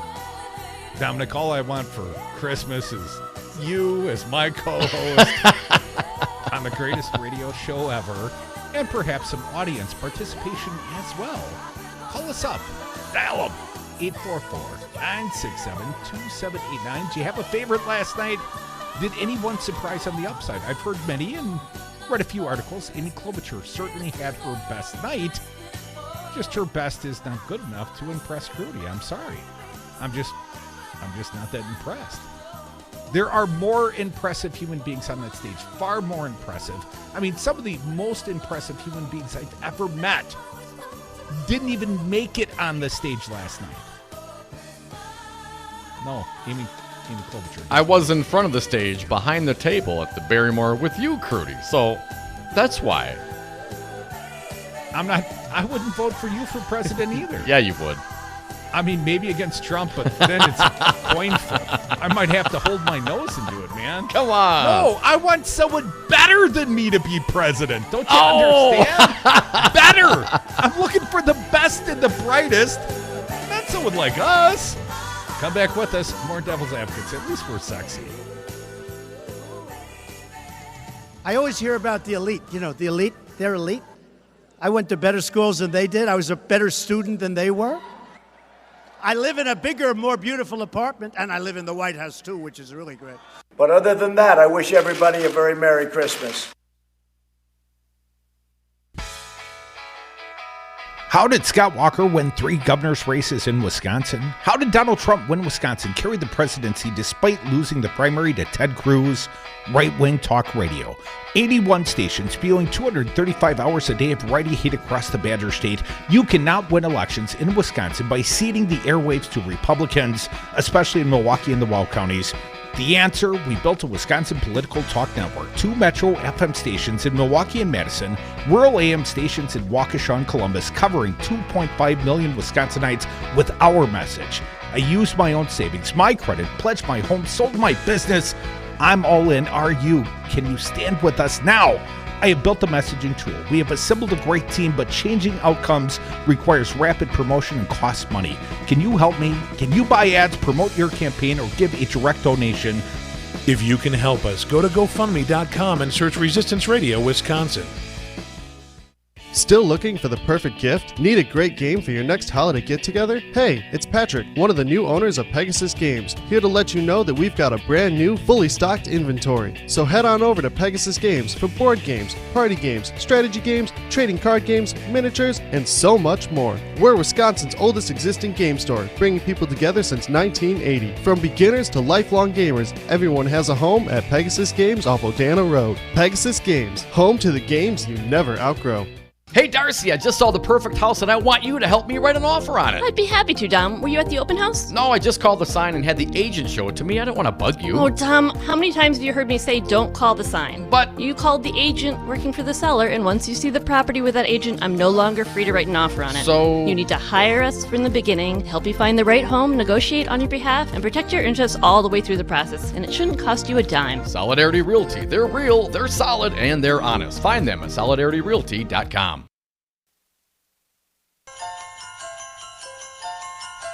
When they go low, we get high. Dom and Krutz are the Devil's Advocates.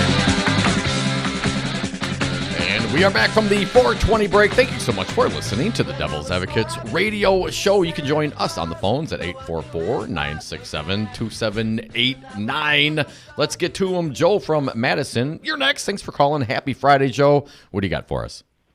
Well, first off, thanks for the party in Madison. Boy, that was a great time. Thanks for putting that together. I really enjoyed myself, met some new folks, and it was just wonderful. Well, thanks for coming out. Thanks. Yeah, many thanks. I wanted to respond to something that you all brought up earlier, which is this dreadful map system where you have all red across the whole country, the few little dots of blue.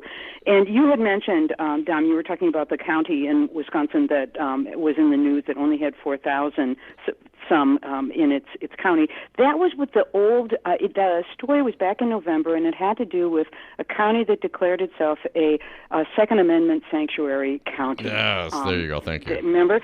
And it's 4,000 as of 2017. It's 4,371 people in that county. And just for a little bit of background, I just got on and was looking at the population statistics for Dane and for Milwaukee.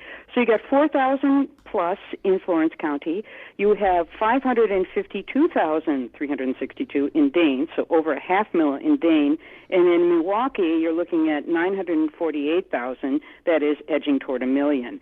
My point for bringing this up is, I don't want to get into this the kind of snotty back talk of, well, trees don't vote, cows don't vote, who cares how many people are in your county, especially in this state. I remember you had Ben Wickler on, the chair of the Democratic Party, and he talked about how important it is to see the connections that we have in this state. And it doesn't matter if there are over 500,000 people in Dane County and 4,000 in Florence County. We are all Wisconsinites, and what happens to all of us affects all of us. And I really get irritated at that map, because to me it's one more way to put groups down. And number one, it's not accurate. And number two, it's one more way to put groups down rather than working together, because we share so much. The travails that the farmers are going through right now, I mean, all of us need to be aware of that throughout the state and responding to it. And in the same way, some of the successes that Dane County has in terms of bringing in tech jobs and in terms of bringing in, a vibrancy because of these tech jobs, how do we get that shared throughout the state? How can we work together rather than this map? I mean, here's a Governor Walker who had been governor for 8 years, and this is what he's veering toward, is this stuff. Why not what brings us together? And that's why I really like when Ben Wickler was on your show and emphasized that those were the things that mattered to him. So I was curious of your response. Well, first and foremost, let me let you know that Ben had a nice conversation with me off air. He was not able to join us. He was invited to the Barrymore Theater, but he and I did share some insights and, said strategizing, perhaps, Joe. So he'll be on again in the near future. The urban-rural divide in the state of Wisconsin is a real thing. People have done sociological studies on it. And I'm not clear why we started resenting our neighbors, but we did. And it has become electorally effective. Scott Walker was the king of 50 divide and conquer. Right? I mean, yes, that was his political philosophy.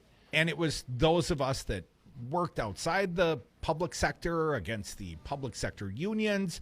Because a teacher might get their summers off and have better insurance than you do. And you should resent them for that. And here's what I would say, Joe. I live in Dade County. I have been a great beneficiary of the strong business climate here in Dane County. I mean, I've seen lots of upside, lots of benefit here for me and my neighbors and my business associates. But we are vilified. We are vilified by Republicans. We here in Dane County, we in Madison. We create half the jobs in the state of Wisconsin, yet we are vilified for it. And the only place that gets vilified more than Madison? Milwaukee. Milwaukee, Wisconsin. They act like somehow that, and no offense to the people living all across rural Wisconsin, we hope many of them listen on 1580 and 1510. But I would say they're not carrying the state. The driving economies of the state are Dane County and Milwaukee County. And maybe Waukesha County. But not rural bubble you-know-what in northern Wisconsin. Come back with us. More Devil's Advocates, more of your grievances. It's Friday. We air them at 844-967-2789. We're going to deal with collective bargaining for all public employee unions. Because you divide and conquer. If politics is boring, you're doing it wrong. Check out more at domandcroot.com. This is Chad Spate. Progressive Radio is back in Madison, and Chad's Design Build is proud to be a sponsor. We have always championed locally owned businesses as a proud member of Dane Buy Local. Do you value a strong progressive economy? At Chad's Design Build, we're building a better world, one remodeled home at a time. If you're considering remodeling your kitchen, bathroom, or basement, or perhaps building an addition or screen porch, go to chadsdesignbuild.com to see the many ways we can improve your home. Paradise Plus CBD Wellness and Novelty is your one-stop shop in Madison for all your CBD needs. On top of locally sourced quality CBD products like oils and gummies, Paradise Plus has a wide variety of grinders, glassware, and so much more. Visit them on Madison's west side off Mineral Point Road and let them know the Devil's Advocate sent you for an extra 25% off this holiday season. Paradise Plus CBD Wellness and Novelty, where you get what you expect when it comes to CBD. You are listening to WTTN 1580 AM Columbus and W224EG 92.7 FM Madison. Always streaming at talk927fm.com. Crudy, January 14th is the last Democratic presidential debate before the voters' caucus in Iowa. I think it's time for a road trip. Dominic and the Devil's Advocates will take our audience to Iowa for the Drake University Des Moines Register CNN debate pregame, and then broadcast the debate live on Talk 92.7 FM Madison and Talk 101.7 FM Milwaukee. January 14th, the Devil's Advocates at the Dem presidential debate. Tune in. Dom, the Devil's Advocates are going on an adventure. Join Crute and I for our inaugural 420-2020 celebration from our friends at Expedia Cruise Ship Centers of Madison. Our political party runs for 7 nights over the 420 holiday in sunny and cannabis-legal California. The Hilton La Jolla Torrey Pines is near the beach, boasting a world-class golf course, and is just a few minutes' drive from downtown San Diego. Expedia prices, local service. Visit them on Madison's west side off Mineral Point Road or Google Expedia Cruise Ship Centers Madison. You concerned about speaking up at work? Do you feel like you have no say in your day-to-day work routine? Join Teamsters Local 344. Call 414-258-4545. Get a seat at the table. Join your brothers and sisters in negotiating for better wages, hours, and working conditions, and be part of the most powerful union in North America. Teamsters Local 344 covers sales and service throughout Southeast Wisconsin and package and airlines statewide. Contact Teamsters Local 344 at 414-258-4545 or at local344.org. Bachman Construction has been serving the Madison community for more than 65 years. Our family established a tradition of exceeding clients' expectations back in 1954. And that is a tradition our family continues today. With time-honored techniques and innovative technologies, we are thrilled to offer our family's 3 generations of experience to your next project. Quality is our foundation. Give Bachman Construction a call and let us know how we can create a better value for your space today.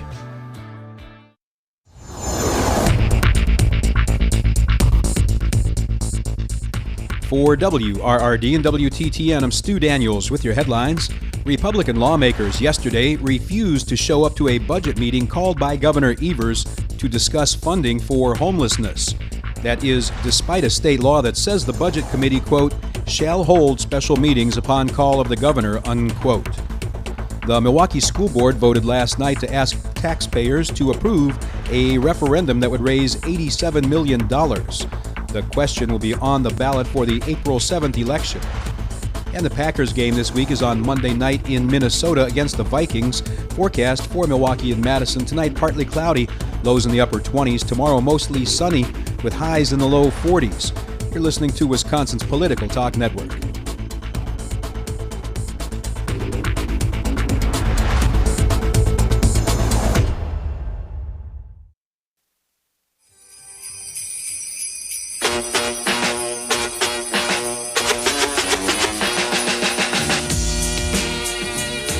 %60 of the time, they're right every time. Dom and Krutz are the Devil's Advocates. Welcome back to the Devil's Advocates radio show, revisiting last night's, well, was it a big debate? I thought it was a big debate. I thought it was better in that there were fewer on the stage. And we, of course, had the fine guest, Tom Perez.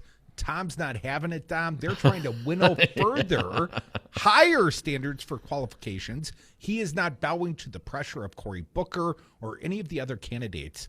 And ultimately, Dom, I think a smaller field made for a better debate. And we're going to play some of the sound, some of the, I don't really want to offend the Yang Gang or anybody else, but some of the also-rans. Let's play a little of the Yang Gang. And Brian, if you can stay with me, I'm going to jump forward to the 74, Andrew Yang, entrepreneur. And he doesn't talk like the rest of them talk, Tom. I'll give him that. You know, the rest of them take sort of rational approaches, and he takes something other than that, you know, depending on your point of view. So Yang is irrational? Crazy. He just doesn't seemingly have the same solutions. He's unorthodox. Let's leave it at that for now. If you would fancy, Brian, let's play Andrew Yang, cut 74. Immigrants make our country stronger and more dynamic. And immigrants are being scapegoated for issues they have absolutely nothing to do with. If you go to the factory in Michigan, it's not wall-to-wall immigrants, it's wall-to-wall robot arms and machines. We have to send the opposite message of this administration. And Andrew Yang has pushed back a little bit on Elizabeth Warren. Elizabeth Warren, you know, doesn't think that, well, I'm not going to say robotics, but what do they call it? Automation. Doesn't think it's the big problem that Andrew Yang seems to think it is. So I'm not sure if this was, again, a push against her or just truly what he believes, but a little more of Andrew Yang. He does have a lot of respect for females, Dom, cut number 75. Our country is deeply misogynist, and most all of us know that. Money and men are tied together. That's where I thought Elizabeth was taking the conversation. The fact is, strong societies would elect more female leaders. Strong men treat women well for the same reasons. One more from Andrew Yang, cut number 76, sort of on the same theme, only we men, Dom, doesn't have a lot of respect for us. Cut 76. I'm on the record saying that you need both strong men and female leaders in government, because the fact is, if you get too many men alone and leave us alone for a while, we kind of become morons. Oh, come on. Pandering, perhaps, Tom? Oh, speak for yourself, Yang. Crudy, I want to play a couple as well. Let's jump back, Brian, to 41. Here is presidential candidate Andrew Yang on the economy.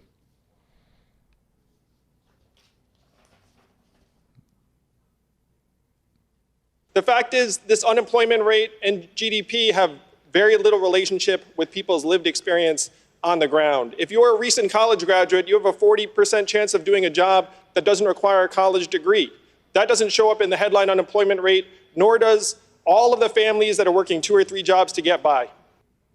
Makes a point. Jump forward now, Brian, to 78. Andrew Yang, still here. He's still on the stage, even as irrational as Crudy thinks he is. 78, please, Brian. I know what you're thinking, America. How am I still on this stage with them?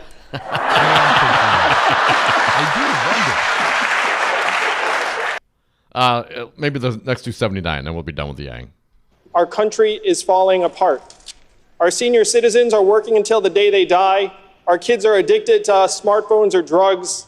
We're seeing record high levels of depression, suicides, overdoses. Our companies are recording record profits while our people are literally dying younger. The American dream is dead. Andrew Yang. Wait, Trump actually said that, but that's kind of what Andrew Yang is getting at there. He doesn't belong on the stage. I mean, really doesn't. Well, I know he met the criterion and therefore he qualifies. Well, but, yeah. I mean, realistically, will he be the next president?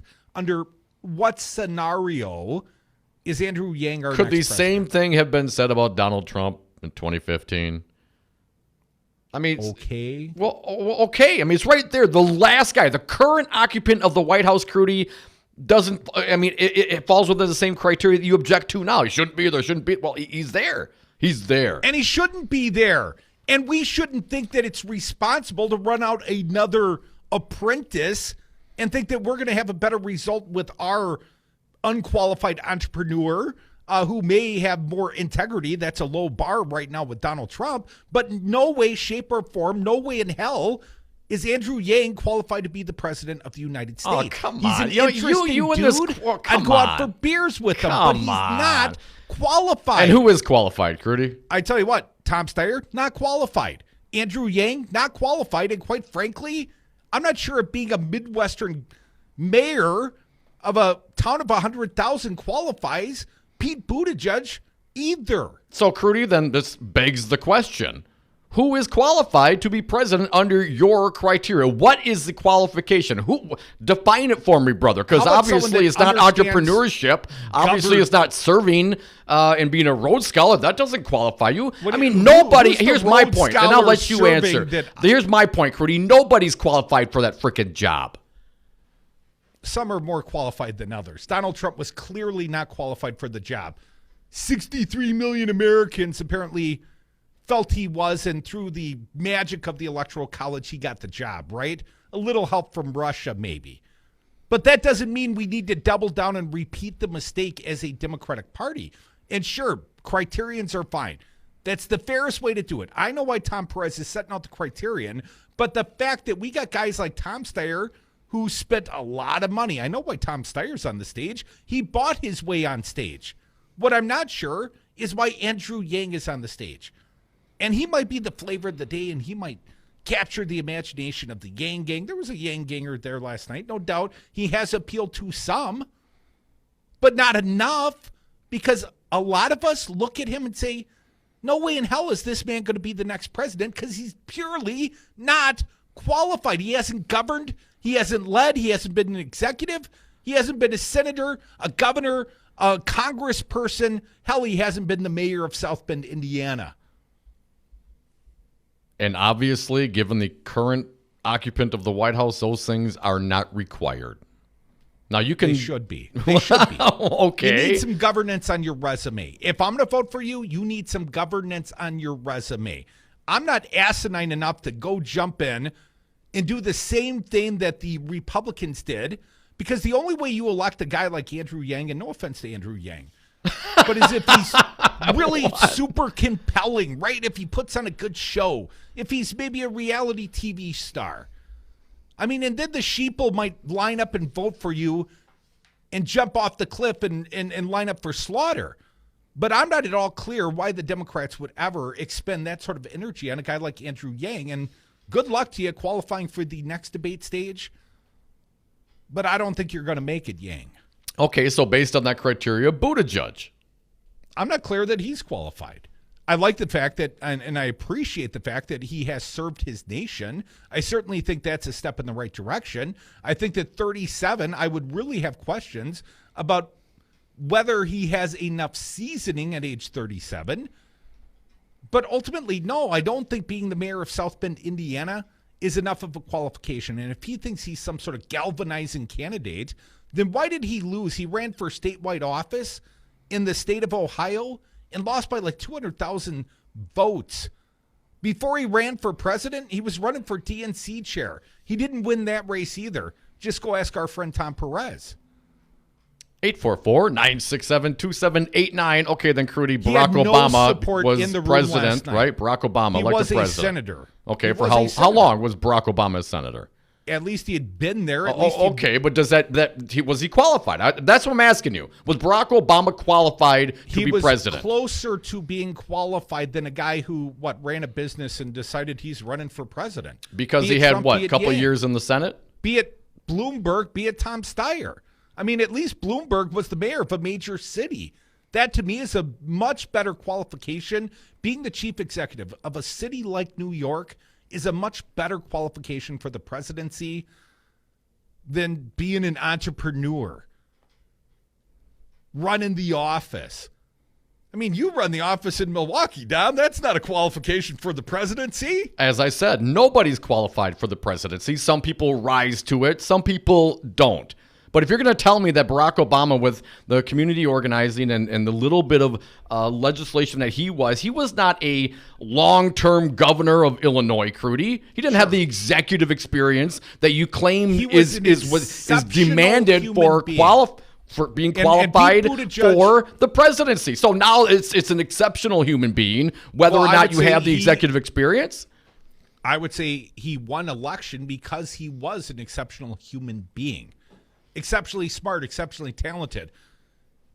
I mean, people had a true reaction to the man. And I would say some perhaps feel that same way about Buttigieg, that he is exceptional. And no doubt, he is incredibly intelligent. But he's not qualified. And you're right, maybe in retrospect, Obama wasn't qualified either.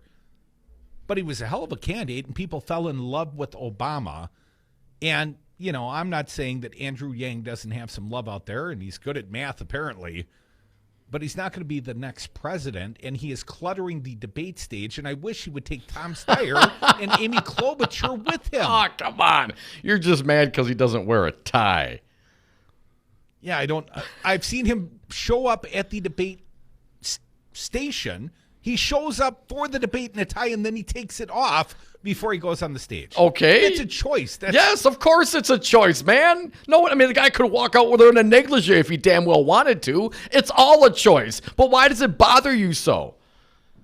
Well, because I don't think he should be on the debate stage. Not last If he wore time, a tie, would he look like more presidential to you? If he wore a tie.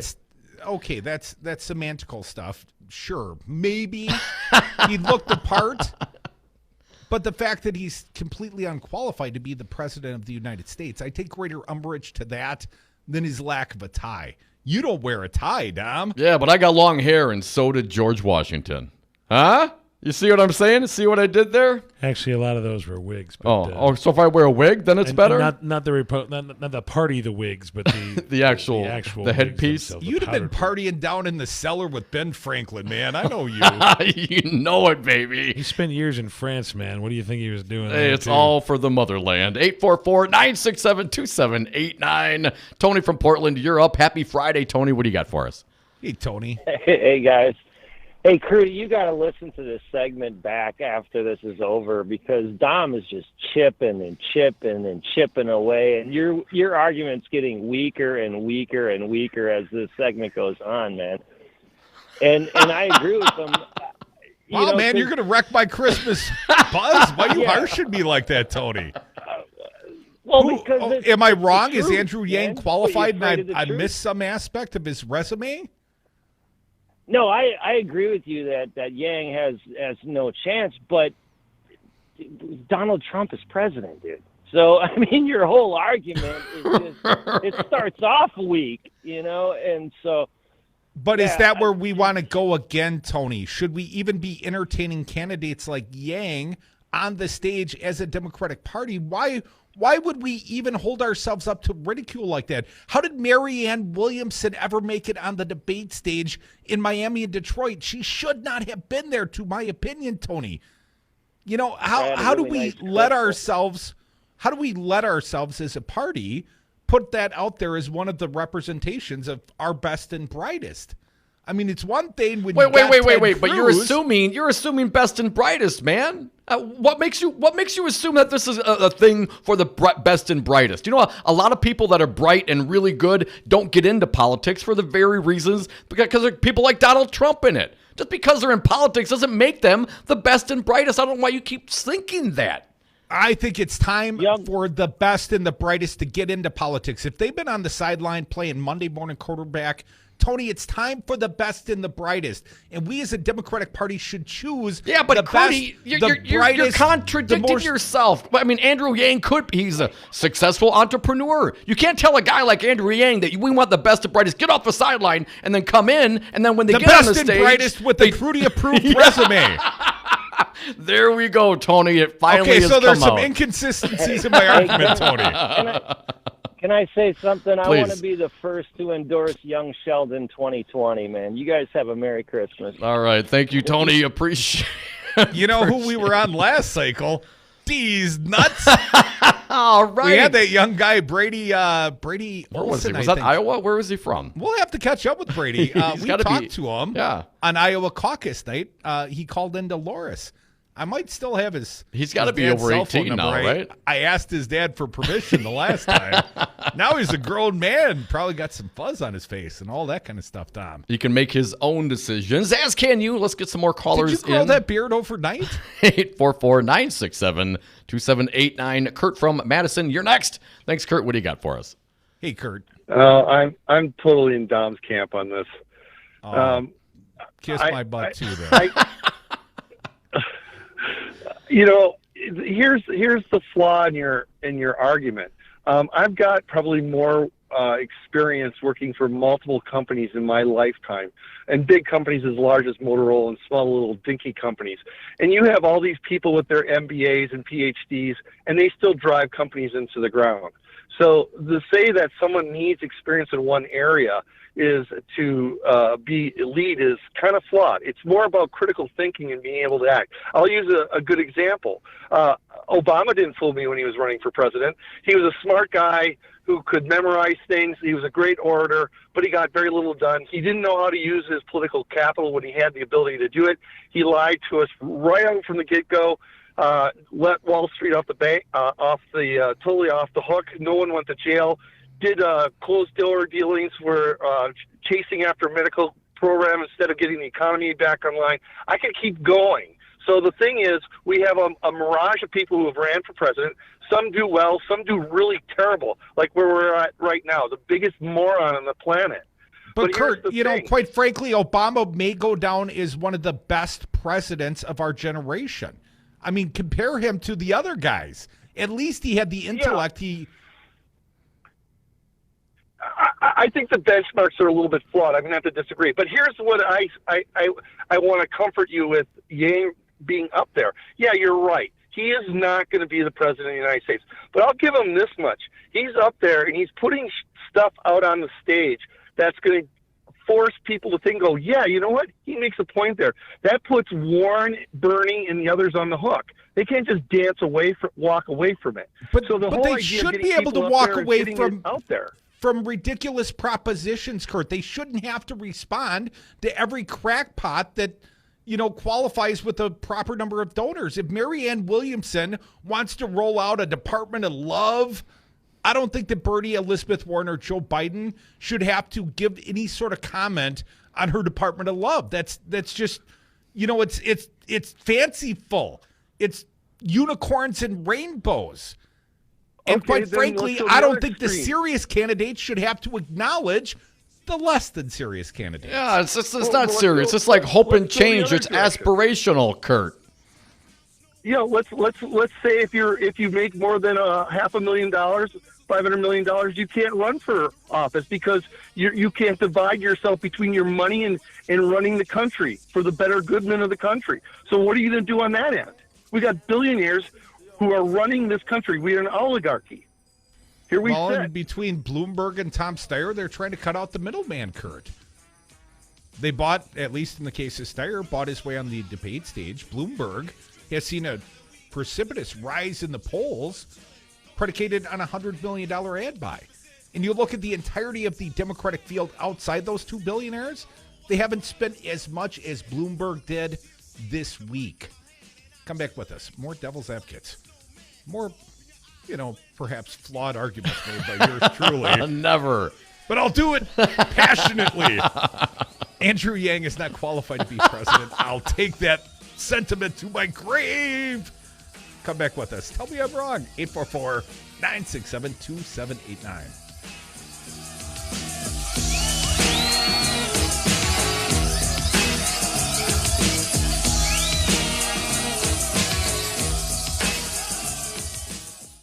What would you say you do here? I have no idea. I have no idea. Not going to work here anymore anyway. Clark, that's the gift that keeps on giving the whole year. Jimmy, all this double dipping got us 2 articles of impeachment. What are we going to do now? I knew it, Rocker. Let's double down on the double dipping. Okay, Jimmy. We'll play 2 songs from the same artist at the top of every hour. Perfect. I love obstruction, Rocker. Unplug from the politics and double down on the Double Dip with Rocker and Jimmy K. On Saturday and Sunday from 6 to 9 p.m. Listen to new music from local artists. It's all on Max Inc. Radio. Radio for the double dipping people. Whether you are remodeling your current space or constructing a new home, Habo Granite & Stone is here for all of your countertop needs. Habo Granite & Stone is family-owned and offers a large selection of natural stone colors and all of the manufactured brands to complement every room in your home. From granite to marble and so much more, our local craftsmen work to customize the perfect countertops to suit your needs. Find us at HAYBO, Brad Zog, owner of Zero Res Madison, resisting dirty carpets and harsh chemicals. Brad, why should people use Zero Res Madison? Why wouldn't you clean your carpets like this? We're not using any soaps. We're not using any chemicals. We cost about the same as the other guys. You look at it and you go, where's the downside? You got a completely green clean. That's awesome. We guarantee it. There's no downside. There's no downside. Use Zero Res. Call Zero Res today. 608-848-9000. Zero Res. Spell it forward or backward. It's the right way to clean. Bachman Construction is your one-stop for full-service design-build projects, but our team also specializes in improving your existing building. From reconfiguring your layout, to adding on to your building, to new construction, our team has seen just about everything and will provide quality construction to improve your business space. Quality is our foundation. Give Bachman Construction a call and let us know how we can create a better value for your space today.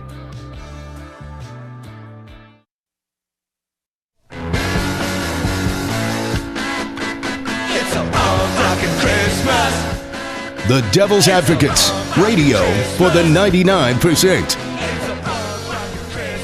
And we are back. Thank you for listening to the Devil's Advocates radio show. 844-967-2789 is that phone number for you to join us on the radio. Pizza Box Mike, you are up. Great seeing you last night, my friend. What do you got for us today? Hey, Michael. Well, I think it's kind of funny that, the Democratic Party in this effort to unify, right, to defeat this Donald Trump. So let's do what the Republicans did. Let's get 20 people up there and rip each other apart and up and down. And whoever comes out of there is obviously going to be the best one, right? Right. But, Michael, that was really one candidate that demeaned all those around him. The rest of them, they were just, they were all vanilla and weak competition next to Donald Trump. He just stepped on him. Don't you know that's when you don't have a chance of winning, you do, you take shots at people, man. Right. That's what I do, But, and he's kind of trying to make a name for himself. But this is the whole point of it is we're not really focusing on the issues. We're still into that Trump thing. Oh, as far as Amy Klobuchar, she should just come on the stage with that song playing. It's just me, myself, and I. All her accomplishments that she's done by herself and my dad and we got stories too. It's not like, we know what it's like to work, lady, and we're still doing it. But I just don't like her voice or attitude. She just something about her, She doesn't seem like somebody that's going to stand up to the, she was shaking the last time at the debate, and Trump's going to be all over whoever's up there. You know what, though? I'm not going to concentrate on all that stuff. I don't have to do that. You know why? Why? I'm feeling the burn, baby. And Bernie, according to, I'm telling you, we got to. Bernie won the debate last night, not according to Crudy or Pizza Box Mike, but according to Frank Luntz, Republican pollster Frank Luntz and the focus group he was working with. The people Frank Luntz sat down with last night thought Bernie Sanders won the debate. Thanks for the call, Pizza Box Mike. I'll get Jesse in here. Happy Friday, Jesse. What do you got for us? Happy Friday, two things. Last night was a great time. Thanks for man. Thanks for coming out. Nice to see you, Jesse. And the other thing is, I was listening to them wrap up with the impeachment and stuff when they were bringing the articles of impeachment the other day. And did I hear Space Force mentioned on the floor? Space Force! Jesse, I believe the creation of Space Force is part of the ongoing funding bill. Although I thought I had seen some headlines just within the last hour or so. Trump is threatening to what? To veto the bill and effectively shut down the government for Christmas. Really? I did not see that. We're going to have to dig that up. White House threatened to veto spending bill and potentially cause shutdown as Congress tried to force future Ukraine payments. Oh, come on. It's all about investigating corruption. Come back with us. More Devil's Advocates. In fact, it's a happy hour, and it's about to commence right now.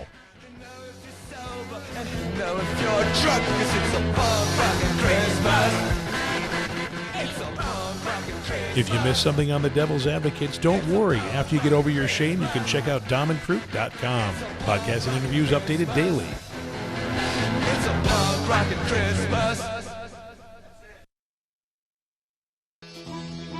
Crudy, January 14th is the last Democratic presidential debate before the voters caucus in Iowa. I think it's time for a road trip. Dominic and the Devil's Advocates will take our audience to Iowa for the Drake University Des Moines Register CNN debate pregame, and then broadcast the debate live on Talk 92.7 FM Madison and Talk 101.7 FM Milwaukee. January 14th, the Devil's Advocates at the Dem presidential debate. Tune in. I'm State Representative Jimmy Anderson. Like me, 25% of American adults have a disability, yet vote at a rate almost 5% lower than the general public. If voters with disabilities turned out at the same rate, that would be over 2 million more votes nationwide. Your vote is your voice, so be heard. Elected officials make decisions on issues you care about, from transportation to Medicaid, but they won't hear your voice if you don't get to the polls. To learn more, call 844-347-8683 or go to disabilityvote.org. This message brought to you in part by the Wisconsin Disability Vote Coalition. You are listening to WTTN 1580 AM Columbus and W224EG 92.7 FM Madison. Always streaming at Talk 92.7 FM. Whistleblower sounds alarm. Tragic end in Texas. I'm Barbara Cusack. A whistleblower, the TSA claims we may not be as safe as we think as we board a plane this holiday season. Jay Brainerd, the highest-ranking TSA official in Kansas, tells correspondent Renee Marsh that speed has been prioritized over security. They are reducing the concentration of metal that it would take to set off that alarm so that you can speed up lines and have fewer pat-downs. How do you know that's why they did it? Because there's a memo out that supports it. TSA Administrator David Pekoski says that screeners provide the level of security the agency deemed appropriate. Police in Austin believe the body of a Texas mother who was reported missing with her baby earlier this month has been found in a Houston area home. Correspondent Clayton Neville reports. Heidi Broussard and her baby Margot Carey were last seen in Austin December 12th. An investigation led officers to a Houston area home where Detective Brad Harry says a dead body was found. Early indications would lead us to believe that that is Heidi. Police say a baby believed to be Margot was found alive and safe. One person, reportedly close friends with Broussard, is charged with kidnapping and tampering with a corpse. There's been a massive takedown of the MS-13 gang on Long Island, where New York prosecutors charged 96 reputed members. Law enforcement prevented countless acts of violence over the past 23 months, including 7 murder plots. Suffolk County District Attorney Thomas Sini said they've rendered MS-13 inoperable on Long Island. The goal of this investigation was to deliver a major blow. The sweep led to some arrests in El Salvador as well. Steve Kastenbaum, New York. Americans increased their spending in November at the fastest pace in 4 months. The Commerce Department said consumer spending rose 0.4%, led by a big jump in spending on durable goods such as autos. Stocks closed higher, with the Dow up 78 points, the S&P adding 16, and the Nasdaq rose by 38 points. I'm Barbara Cusack. Jimmy, all this double dipping got us 2 articles of impeachment.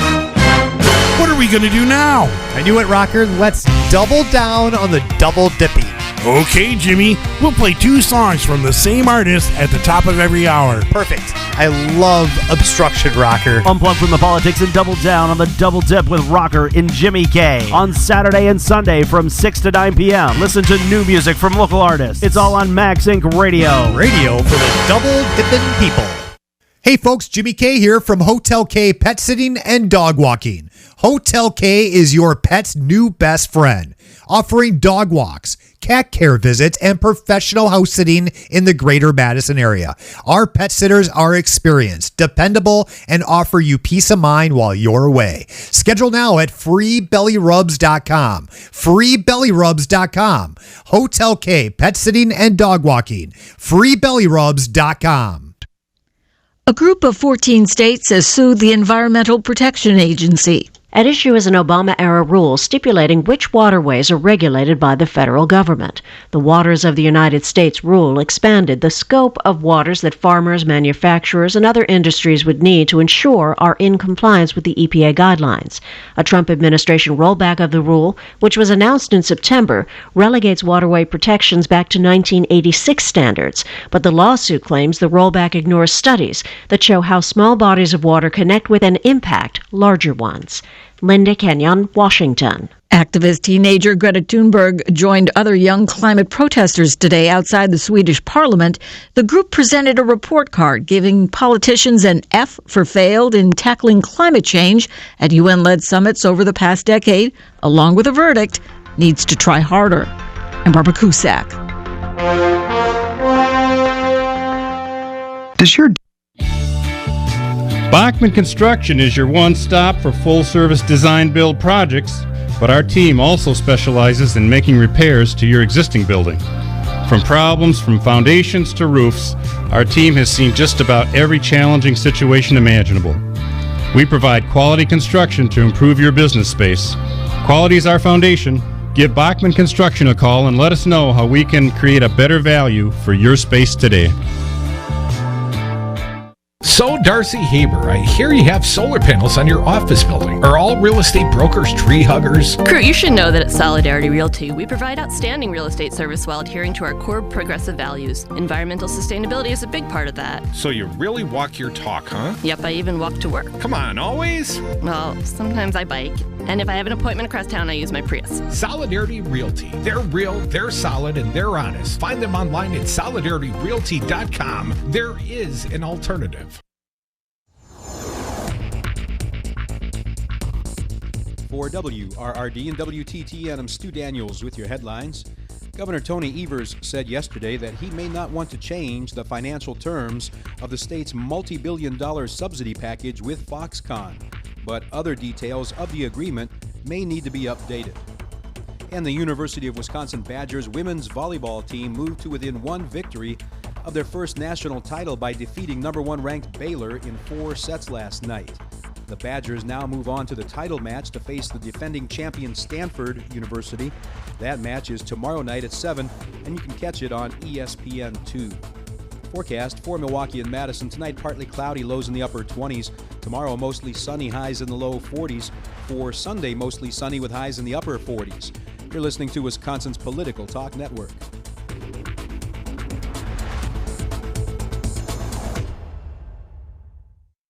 Warning, you are about to listen to the greatest radio show ever. And due to contractual obligations and to shield our airwaves corporate licensees from any semblance of liability, responsibility, and gullibility, we must tell you the views represented on this show are not necessarily those of this station or its management. This radio show contains differing points of view on current political topics, and due to the nature of its contents, it should be heard by everyone. Thank you for listening. 3, 2, 1. Now live from the heart of liberal Wisconsin, where the political party is just beginning, welcome to the Devil's Advocate Show. Best friends proving it's never personal, only politics. Please allow me to introduce myself. Now here are your hosts, Dom and Crute. Welcome back to the Devil's Advocates Radio Show, the last big show before Christmas. Dom, we're sliding into the Friday happy hour. And I've got a little comment I'd like to share with you, my friend. Faith No More Christmas music, and you call yourself a rocker, Dom. What? A real rocker. Jimmy K's chastising you What? for Faith No More Christmas music. I agree with Brian's call on that. We were talking about being aggressive, and it was a... You'd mentioned be aggressive, and Yes. actually you sang a little bit of the song, Rudy. So I was like, oh, heck yeah. And the other thing was, I was playing in the car the other day, and I'm like, I haven't heard this in a while. I need to play this on the show. Faith No More. Rocker, was great meeting you last night as well, my friend. If you want to meet and listen to some real rock and roll, unplugged from politics on the weekends, Saturday and Sunday nights all across the Wisconsin Political Talk Network, it becomes the Wisconsin Rock Network, Max Inc. Radio. Jimmy K and Rocker, they do their thing on Saturday and Sunday nights, 6 to 9 p.m. as you're unplugging from the politics this holiday season. Plug in for a little rock and roll. And I doubt they'll play Faith No More Christmas music. I doubt it. I doubt it. Probably not. Dominic, Friday, we air grievances. I got one. Sean Duffy. Not only did Sean Duffy quit as a congressman, right? Sort of Sarah Palin-esque midterm. Yes, had to, spend some time with family. A wife had a challenging birth. Well, it wasn't just the birth. It was the disability and the medical condition of the child, or at least that's the rationale and reason that Duffy claimed. But then he, took a full-time gig doing media. And didn't really spend any more time with the family, as far as I can tell. Was doing some lobby work and some media work. And his former chief of staff, Dom, is now in the marijuana industry. What? Yeah. Sean Duffy's chief of staff, or former chief of staff, Pete Meacham, who worked for Duffy before the congressman resigned in September, is now the senior director for government affairs at the Kronos Group, according to a report in the Insider Government Affairs publication. Anyways, Dom, Wisconsin Examiner found this. Our pal Ruth Conniff reported earlier this week. Pete Meacham, who worked for Duffy before the congressman resigned in September, is now senior director for government affairs at the Kronos Group, according to a report, as mentioned. Kronos Group Legistorm reports in its Caught Our Eye feature bills itself as an innovative global cannabinoid company. Did I say that right, Dom? Cannabinoid? CBD. It's more than that. The Cannabis Group has not disclosed a U.S. lobbying presence at this time. Meacham had served as Duffy's chief of staff since 2013, briefly taking a leave from office to head Donald Trump's 2016 campaign efforts in Wisconsin. He has also worked for then Republican Whip Kevin McCarthy and ex-Rep Jenny Brown Waite, both Republicans. So this former Republican chief of staff is now working in the legal marijuana industry in Canada. A lobbyist, apparently, Dom. And that surprises you? No, because there's a lot of green and green. Did you see Michigan? They've been legal now since, the 1st of December or something like that? Yeah. 3 weeks in, they've got about $3 million in legal marijuana sales. In tax revenue? In tax revenue or sales. I'm sorry, which one was that? In sales, tax revenues of about $500,000 on the $3 million. Gotcha, okay. In sales 3 weeks in. Not so bad. Not so bad. Be amazing if Wisconsin could do something like that. I bet you $3 million or more in marijuana has been smoked over the last 3 weeks here in the state of Wisconsin. Yeah, but and that was just last night at the party. and the Department of Revenue is getting none of those sales. No taxes. Can't wait till Illinois goes fully legal on January 1st. We're surrounded by progress, and we sit here with all these Republicans stewing in the swill of prohibition. Well, Dom, we don't have to sit here. In fact, I thought we're going to Illinois on January 2nd for a live show at WCPT. Oh, yeah. Are we doing that? Is that happening? Oh, yeah. I've already got the studio reserved. All right. Good to know. So there's that grievance, Dom. Do you have any grievances on this fine Friday? I do. It doesn't pertain long necessarily holiday to the state of Wisconsin, but this one caught my eye because these bat crap crazy Republicans, well, here's the headline. Newsweek, written by David Brennan. Rudy Giuliani says Democrats want to execute me and throw Bill Barr in jail over the Ukraine links. What? Can't we execute them both? President Donald Trump's personal lawyer, Rudy Giuliani. Now, my understanding, Crudy, he is under investigation by the Southern District of New York, the SDNY, an organization he once led so long ago. Well, he has accused the Democrats of trying to have him arrested and executed over his role in the president's Ukraine strategy, according to Newsweek. Giuliani became a central figure. I'm calling delusions of grandeur on that one. On Trump's impeachment, having allegedly fronted the president's parallel Ukraine program, bypassing and even co-opting State Department officials in his efforts to bolster Trump's personal political fortunes. Once the president's main attack dog, Julie has recently avoided speaking publicly on the ongoing effort to remove Trump from office over his alleged abuses of power regarding Ukraine. But at a Turning Point USA event in West Palm Beach on Thursday, Giuliani told conservative students that he and the president are being unfairly victimized. Quote, "This coup and this impeachment is about taking our Constitution and tearing it up. It's illegal, it's immoral, and it's unconstitutional. There is no such high crime or misdemeanor called abuse of power. They made it up. I saw for America Today, and for some time, has had a double standard," Giuliani told the student crowd, according to the Palm Beach Post. "A Republican leader is treated differently than a Democratic leader," he added. "The biggest obstruction of Congress is Nancy Pelosi." Giuliani rejected all suggestions of his own wrongdoing. Quote, "I assure you, I have never committed a crime." Regardless, he claimed that Democrats want to put Barr in prison and they want to execute me. "I've been a prosecutor all my life. You can go read about the people I put in prison. I am being investigated by the office that I ran and probably was the most successful United States attorney in the last 100 years. They, the Southern District of New York, Crudy, are very jealous of that."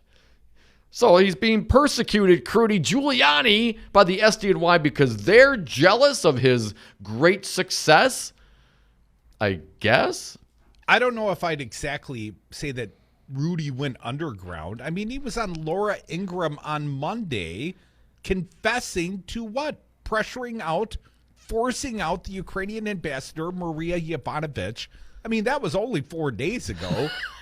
It's not like he went off the grid. I mean, a couple days off the TV screens. But Rudy was confessing on live television earlier this week. Crudy, have you heard any Democratic official or politician call for the execution of Rudy Giuliani? I'd be willing to start the call, but no, not to date. No, I mean, only if convicted of treason. I mean, there is capital punishment for that. I mean, if that were to be the case, I would support current law, I think. But other than that, no, of course not. It's a joke. It's self-indulgent. It just goes to show you that this narcissism that comes from Trump, I mean, it emulates, and it's sucked up by guys like Giuliani. The guy's toxic. Trump is toxic. Everything he touches is toxic. And now Giuliani is tripping out. Fancy Brian, if I could get a little help from you, I'd like to play a little of Dom's toxic president. Hashtag not my president. Cut number 10, Donald Trump. I don't feel like I'm being impeached because it's a hoax. It's a setup. It's a horrible thing they did. They happened to have a small majority, and they took that small majority, and they forced people. And, they said, I watched Pelosi out there saying, no, we don't want to talk to anybody. They put the arm on everybody. They tried to get them to do what they had to do. Many of those people were like Jeff, where they didn't want to vote that way. He did get that one Democrat to change parties. Yeah. And offer his undying loyalty to the his president. undying loyalty to the president. And then he tried to walk it back, right? Unbelievable. Did I say that? Undying? I wouldn't say something like that. Yeah, you did. Democratic Congressman Van Drew, first his staff all resigned, and then he turned Republican. I got a quick question. Got an Oval Office meeting with the president. If Trump were to knight somebody, what would he knight them with? I don't think he'd use a sword. What would he knight them with? Van Drew my undying loyalty to you, I swear fealty. Right. And Trump he bows down somehow. I don't think Trump's going to use a sword. What would he use? Baptismal by Diet Coke, perhaps, Fancy Brian? Yes, just a little couple of drops on him, I just want to know what the official thing is, that's all. In case I like Crudy's. The Diet Coke could be sprayed on. Yep. We have you more. You guys are just cheapening this show. Yeah, Fancy Brian. Play cut 11. It's a phony deal, and they cheapen the word impeachment. It's an ugly word, but they cheapen the word impeachment. That should never again happen to another president. And I think you'll see some very interesting things happen over the coming few days and weeks. Dom, you put the Trump name on damn near anything in this day and age, it cheapens it. It cheapens it. I mean, the very ugly word. If impeachment is a very ugly word, why would Donald Trump care if it's quote unquote cheapened?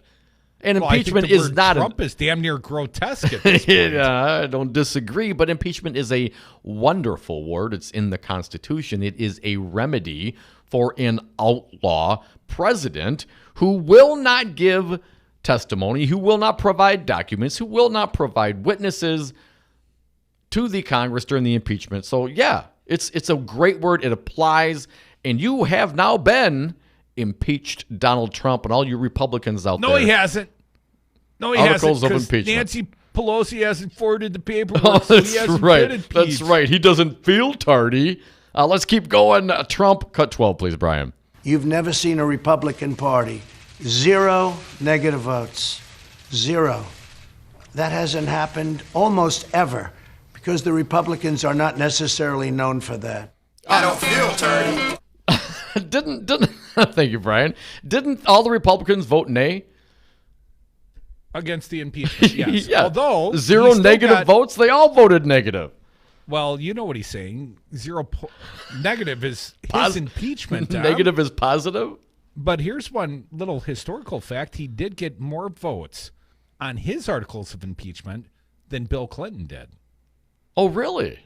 And when he talks about almost unprecedented or whatever he said, how many prior impeachments of presidents have we had as a historical basis? You got more votes than Clinton, so you got that going for you, which is nice. Let's keep going. Trump, cut 13, please, Brian. What they did is wrong. We think that what they did is unconstitutional, and the Senate is very, very capable. We have great senators, Republican senators. Great Republican senators that will not be impartial jurors, that do not give a damn about due process. He just wants his, get out of jail free card from Mitch McConnell and Senator Ron Johnson and the rest of the Republicans. Yeah, but he's got a new member of his party, Dom. He's picking off the Dems one by one through attrition. He's bringing them over to the dark side, like this Van Drew character who got his White House visit today and offered his undying loyalty. But here's what Trump had to say about him. Cut number 14. Jeff will be joining the Republican Party, and I really, to me, it's a very exciting announcement. I think, Kevin, you said it was about 10 years since that's happened. Yeah. And I don't even know who the last one was. It would seem to be it was even more than that, but it's a big deal. the things that you don't know Donald Trump would fill a book. From the Raw story on Jeff Van Drew of New Jersey, making the party switch official on Thursday. He appeared alongside the president in the Oval Office. Trump officially endorsed Van Drew for his reelection and celebrated having a turncoat. Van Drew, in response, made a staggeringly obsequious gesture to the president. Quote, "You have my undying support. Always," Van Drew told Trump. Mehdi Hassan, a columnist for The Intercept, noted the obvious irony of the claim, tweeting, "Aside from the embarrassing sycophancy of this exchange, amusing to see someone who just defected from his party telling his new party boss that he will always have his support. Always." But shortly thereafter, it seems Van Drew was trying to backpedal from the level of servility he displayed.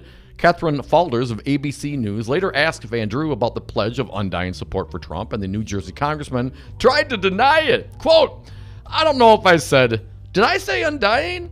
That doesn't sound like something I would say. I don't think it was undying. I usually don't speak that way. I said, you have my support," and he does. And Raw Story points out, however, he clearly did say undying to the president. It was on tape. Dominic, you have my undying support as my co-host. Yeah, undying? I'd like to think you've got my back, and I'd like to think I've got yours, man. And I always appreciate when the audience has both of our backs at 844-967-2789. What's going on with this low-key This is said Christmas Faith No music? More. Have Yourself a Merry Little Christmas. Faith No More did a cover, and one of them is Have Yourself a Merry Christmas. Oh, this is some more Faith No More? This is actual Faith No More doing Christmas All songs. right, I think Rocker, This might be what Rocker this was one's talking for you, man. So that's a big F you to Jimmy K and Rocker, the boys from Maxic Radio. Have yourselves an F you Christmas from Dom and Fancy Brian. More Devil's Advocates on the other side. More of your phone calls perhaps as well. 844-967-2789. But other than that, I wish everybody a very Merry Christmas. Crudy, January 14th is the last Democratic presidential debate before the voters caucus in Iowa. I think it's time for a road trip. Dominic and the Devil's Advocates will take our audience to Iowa for the Drake University Des Moines Register CNN debate pregame, and then broadcast the debate live on Talk 92.7 FM Madison and Talk 101.7 FM Milwaukee. January 14th, the Devil's Advocates at the Dem presidential debate. Tune in. How did Scott Walker win 3 governor's races in Wisconsin? How did Donald Trump win Wisconsin, carry the presidency despite losing the primary to Ted Cruz? Right-wing talk radio. 81 stations spewing 235 hours a day of righty hate across the Badger State. You cannot win elections in Wisconsin by ceding the airwaves to Republicans, especially in Milwaukee and the Wow counties.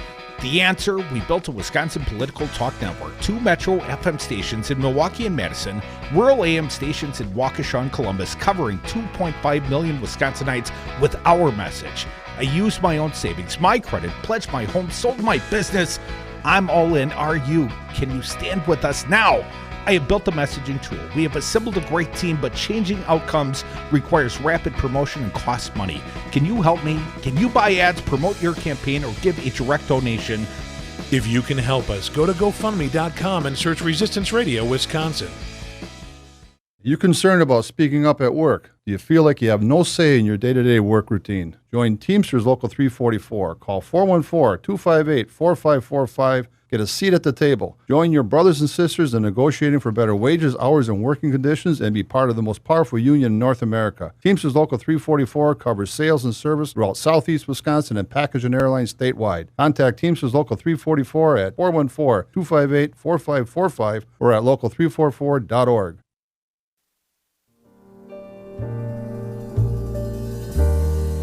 Chestnuts roasting on an open fire.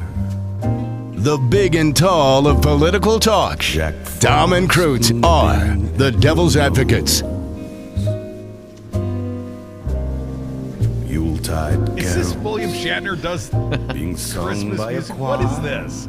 This is Mike Patton, who is the lead singer of Faith No More. Some more Faith No More. Doing his own I'm Christmas. losing faith in my producer right about now. 844-967-2789. You can Those who join know us on the phones. I appreciate you, Fancy Brian. I have faith no more. We're going to have to see what you did there. So, Crudy, any other grievances? I got something else I think we need to get to, but, the floor is now yours. Well, it is nearly the high holy season, and I understand you got a evangelical story for the peoples. The AP News reporting President Donald Trump blasted a prominent Christian magazine on Friday, a day after it published an editorial arguing that he should be removed from office because of his blackened moral record. Trump tweeted that Christianity Today, an evangelical magazine founded by the late Reverend Billy Graham, quote, would rather have a radical left non-believer who wants to take your religion and your guns than Donald Trump as your president. The magazine, according to Trump, has been doing poorly and hasn't been involved with the Billy Graham family for many years. He later questioned whether the magazine would prefer a Democratic president to guard their religion. So Trump is the guardian of Christianity. Not only was very he Christ-like, chosen by God, he is now the guardian of Christianity. Well, he did get less due process than Pontius Pilate extended to Jesus Christ, at least according to, who was that, Loudermilk? One of the Gomers over on the Republican side. In this case, I don't think it was Louis Gomert, whatever his name is, but Loudermilk, I believe, made the Judeo-Christian reference. Now, to Franklin, the Christ-like status. Franklin Graham, who leads the Billy Graham Evangelistic Association, he disagreed, separated themselves a bit from Christianity Today. He said it represents what I call the leftist elite within the evangelical community. But the editorial titled Trump Should Be Removed from Office, editor-in-chief Mark Galley wrote that Democrats have had it out for the president since he took office, but asserted the facts are unambiguous when it comes to the acts that led to the president's impeachment this week by the Democratic-controlled House of Representatives. Trump attempted to use his political power to coerce a foreign leader and harass and discredit one of the president's political opponents. That is not only a violation of the Constitution, more importantly, it is profoundly immoral. You Democrats and atheists like Dominic, you're just trying to wreck Jesus' birthday. Birthday boy! Come back with us. More of your Friday grievances, 844-967-2789. On his way,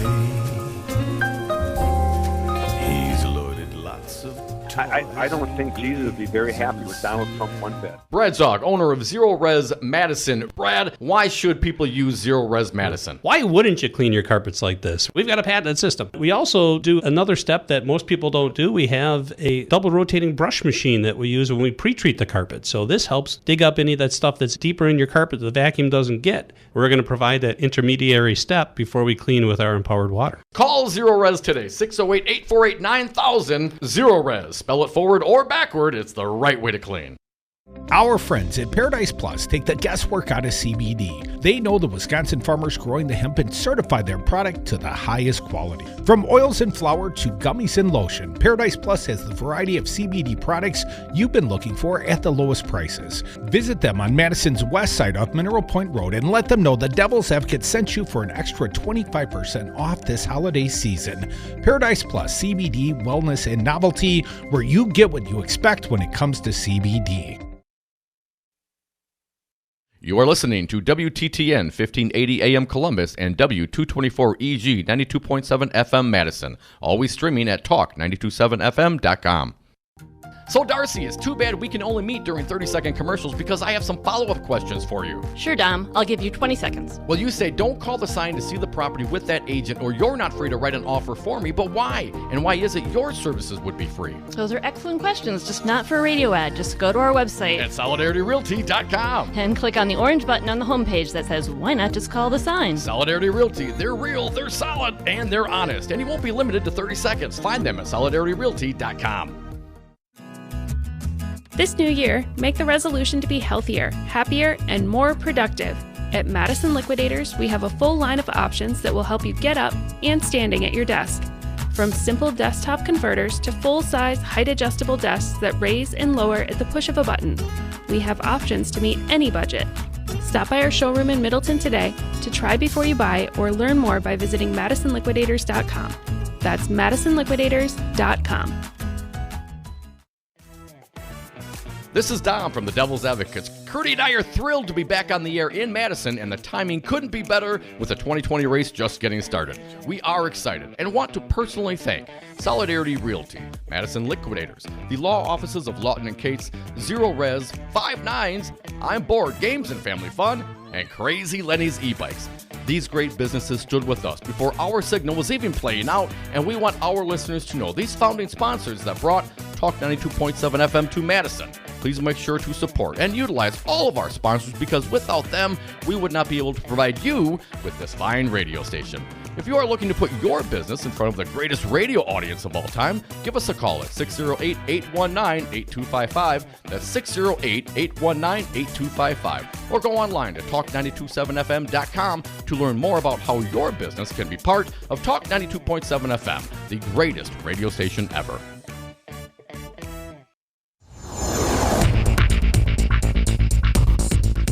For WRRD and WTTN, I'm Stu Daniels with your headlines. Governor Tony Evers and Assembly Speaker Robin Vos said yesterday that they didn't know if lawmakers could meet the deadline set in state law to close the Lincoln Hills School for Boys and the Copper Lake School for Girls. The teen detention centers were scheduled to close in 2021. Candidate for president Michael Bloomberg is scheduled to be in Milwaukee tomorrow evening to open his first campaign office in Wisconsin. And the Bucks beat the Lakers last night 111-104. The next game for the Bucks is Saturday night at Madison Square Garden against the Knicks. Forecast for Milwaukee and Madison tonight: partly cloudy skies, lows in the upper 20s. Tomorrow mostly sunny, highs in the low 40s. For Sunday, mostly sunny with highs in the upper 40s. You're listening to Wisconsin's Political Talk Network.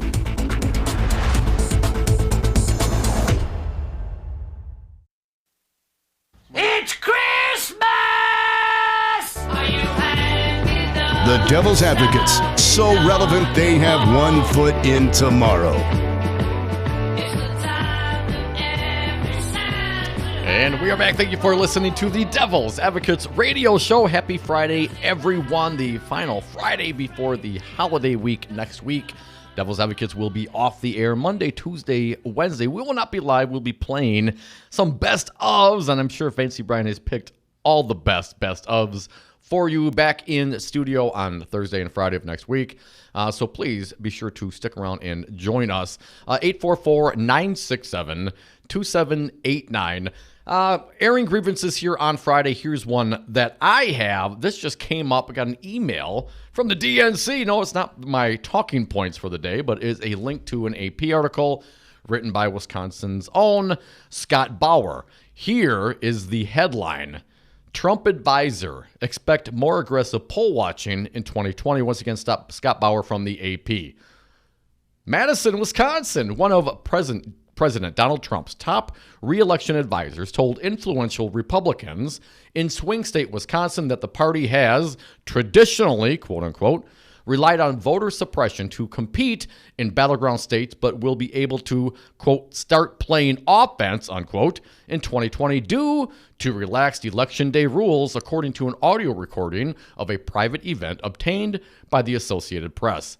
Here's the quote. Traditionally, it's always been Republicans suppressing voters in places. Justin Clark, a senior political advisor and senior counsel to Trump's re-election campaign, said at the event, let's start protecting our voters. We know where they are. Let's start playing offense a little bit. That's what you've got to see in 2020. It's going to be a much bigger program, a much more aggressive program, a much better funded program. Asked about the remarks by the AP, Clark said he was referring to false accusations that the GOP engages in voter suppression. Here's the quote. As should be clear from the context of my remarks, my point was that Republicans historically have been falsely accused of voter suppression and that it is time we stood up to defend our own voters, Clark said. Neither I nor anyone I know or work with would condone anyone's vote being threatened or diluted, and our efforts will be focused on preventing just that. You serious, Now, Clark? Dominic, you will recall that we had Dale Schultz, then the Republican, twice elected majority leader. He was an active state senator when he appeared on our show in March of 2014. And Dale Schultz made a lot of headlines that day. And here's what he said. Effectively, he said, yes, we, the Republicans, are suppressing the vote. He said, when this all started, voter ID, all that kind of stuff, I believed it. I bought into it, but I don't believe it anymore. We've attacked the machinations of the vote so many times here in the state of Wisconsin. At that time, Dom, it was what? Shutting down early voting, rolling back souls to the polls. I mean, they'd already put voter ID in place, and now we've got the newest voter purges in the state of Wisconsin. You cannot tell me that this is coincidence, coinky-dink. That's what they accuse us of. Yeah, we accuse you because that's exactly what you are motivated by. Because if it's a fair fight, I don't think Republicans win very often. Crudy, the DNC press replied in a response to the story revealing leaked audio of a senior member of Trump's campaign team in Wisconsin caught bragging on tape, quote, again, let's repeat it, that it's always been Republicans suppressing the votes in places, unquote, and that in the future the program will go on the offense.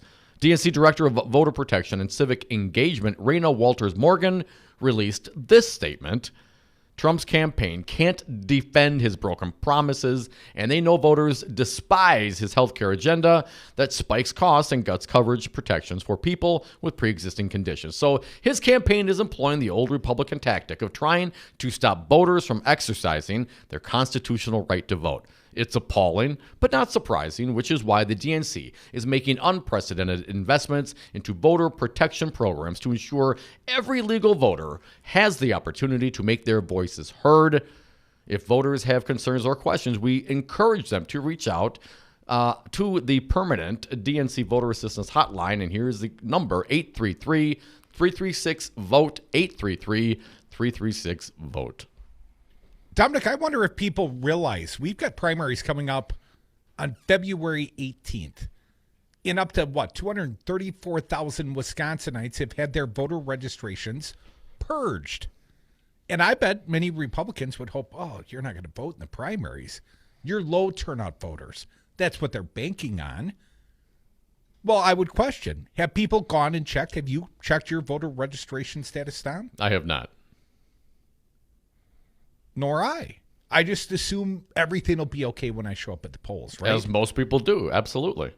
But what if you don't have the right materials to re-register that day? Well, then you just get disenfranchised.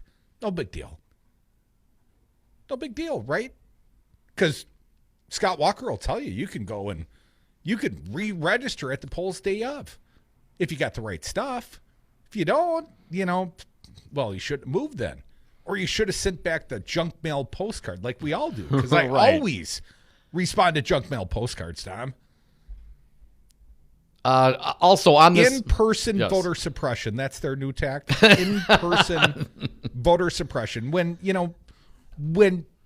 putting bad laws on the books is just not enough to keep the Democrats at home, well, then you got to do the personal touch. In-person voter the suppression. Republicans in the that seems state to be what they're bragging about. Well, they don't even they don't look at what they're doing. Come on, the response that has been Scott Walker today talking about the redistricting, right? Scott, I mean, this is still a thing. They think they're protecting their voters, quote unquote. I guess I'm assuming this. Are they protecting their voters when they engage in the voter suppression? Remember how that worked? The redistricting, Crudy, it was off-site on a corporate attorney's servers. People had to sign NDAs. Our legal representatives, our politicians whom work for us, who we elected, had to sign a non-disclosure agreement to find out how their district was going to be laid out. What? At the corporate attorneys of the Republicans? What? That's the process? And so when this Republican stands up and all you Republicans like Walker stand up and say, no, we want everyone's voice is heard. No, they don't. Because if they did, why did they go through such an elaborate process to hide the redistricting? Why do we have to go to the Supreme Court in the state of Wisconsin to fight it to the nth degree because it was so egregious? Because they know that they would lose an honest vote. That's why.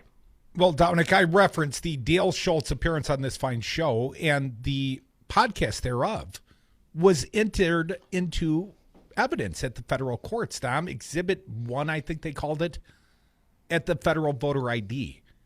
So when this guy makes the claim that, that's just what they say about us.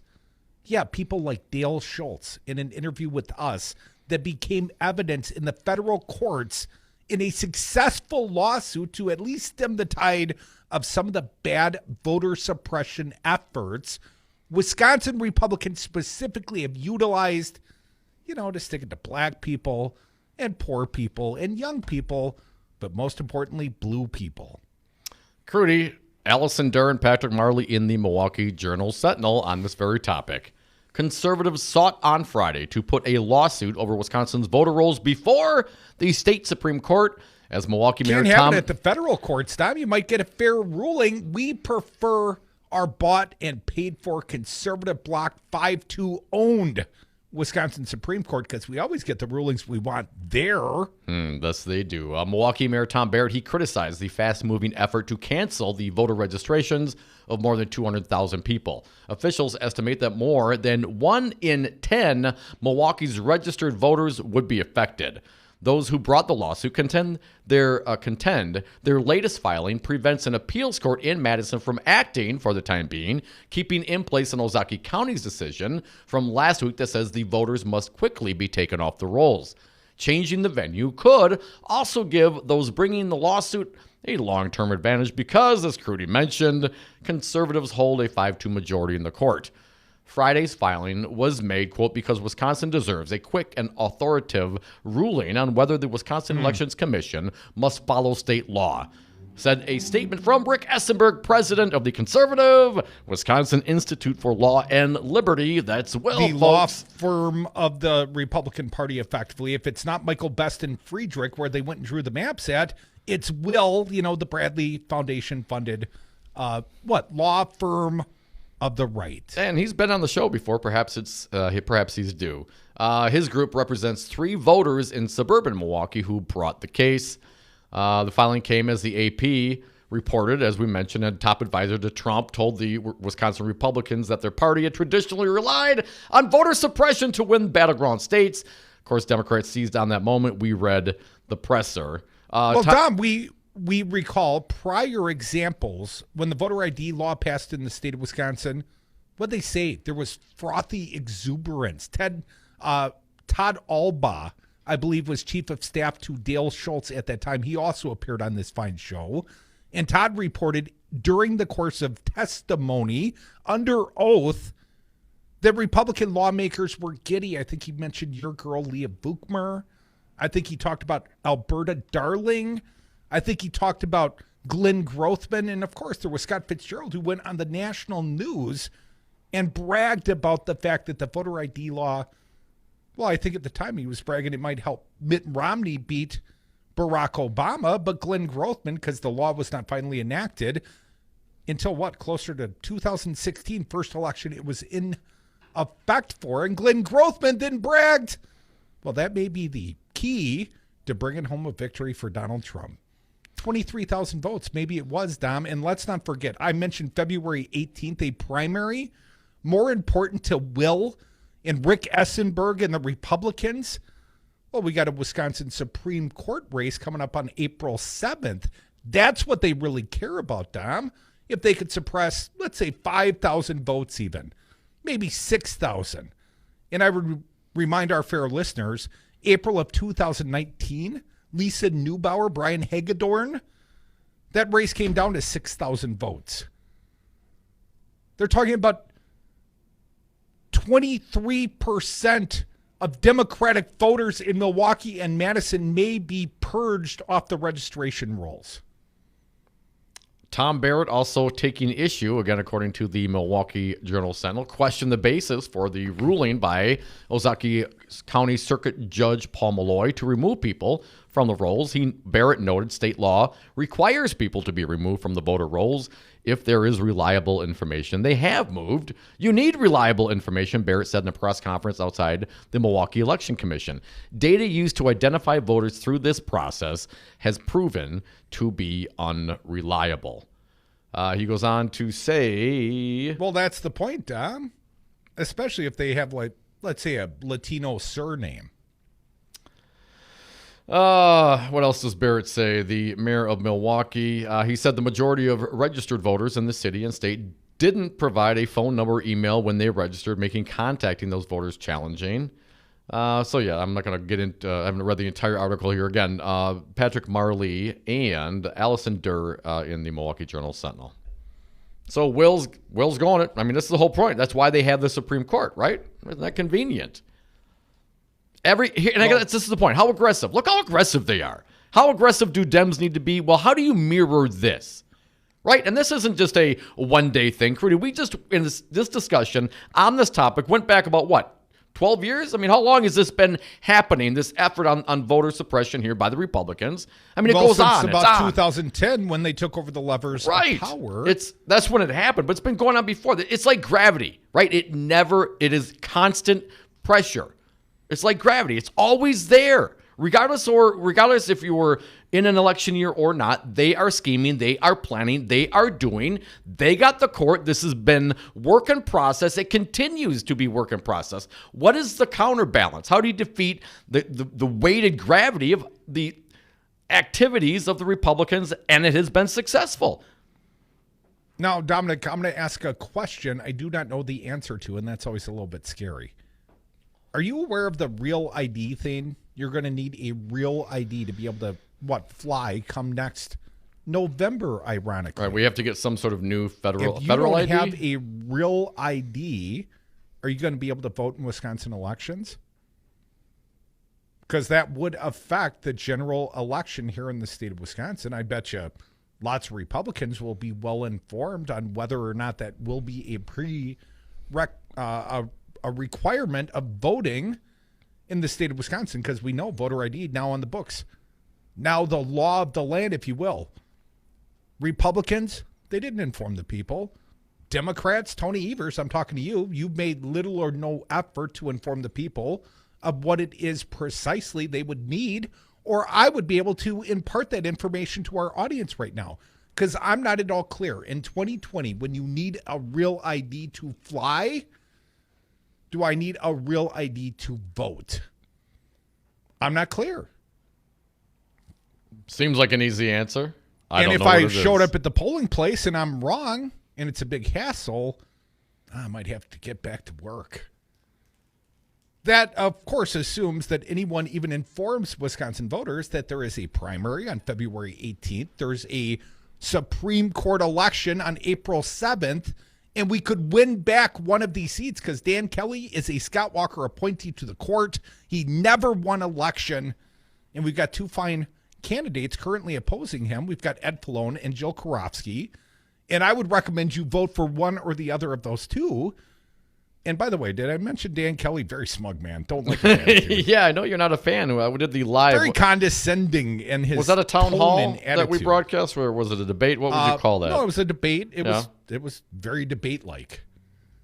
They went at it. Jill Karofsky especially, I was very impressed with her. She went right after Dan Kelly. I thought Ed Falone also comported himself quite well that day. But we barely talked about that race. And, of course, it's supposed to be a nonpartisan race. The Democratic Party's not talking about that race. But the frickin' Republican Party, Dan Kelly's renting out space at the Republican Party headquarters. You think they're talking about Dan Kelly on right-wing talk radio these days? I bet they are. You think they're getting the people geared up for the spring primary and the April election? Well, after they just impeached the president, you better get your Republican soldiers in line. Do you think they're making sure that, right-wing talk radio listeners are not purged, have checked their voter registration, aren't going to be inconvenienced on Election Day, be it the 18th of February or April 7th? You think they're going to tell theirs? Or maybe they'll have some PSAs or, some informative stuff, probably sponsored by the Republican Party of Wisconsin. Crudy, I want to clarify something. The article here at the Journal Sentinel says officials estimate that more than 1 in 10 of Milwaukee's registered voters would be affected. Now, you had said a number that was higher than that. I'm just not clear where you got that number from, or why do you think it'd be higher? Earlier in the week's reporting. Okay. Earlier in the week's reporting, the vast number of the people affected, I believe. It was 14% of Wisconsin's registered voters live in Dane or Milwaukee County, but 23% of those purged from the voter rolls are in those two very Democratic strongholds. If my math serves, that's what I believe was reported earlier in the week. Right on. Come Thank back you. with us. Devil's Advocates Radio Show. One last segment, one last time for your grievances. Kind of mad right now. Did I mention I crashed my car today? Right. Well, someone crashed into me. I'll tell you about it on the other side. That'll be my Christmas story for the whole audience, unless you've got one better. I bet you can top that. 844-967-2789.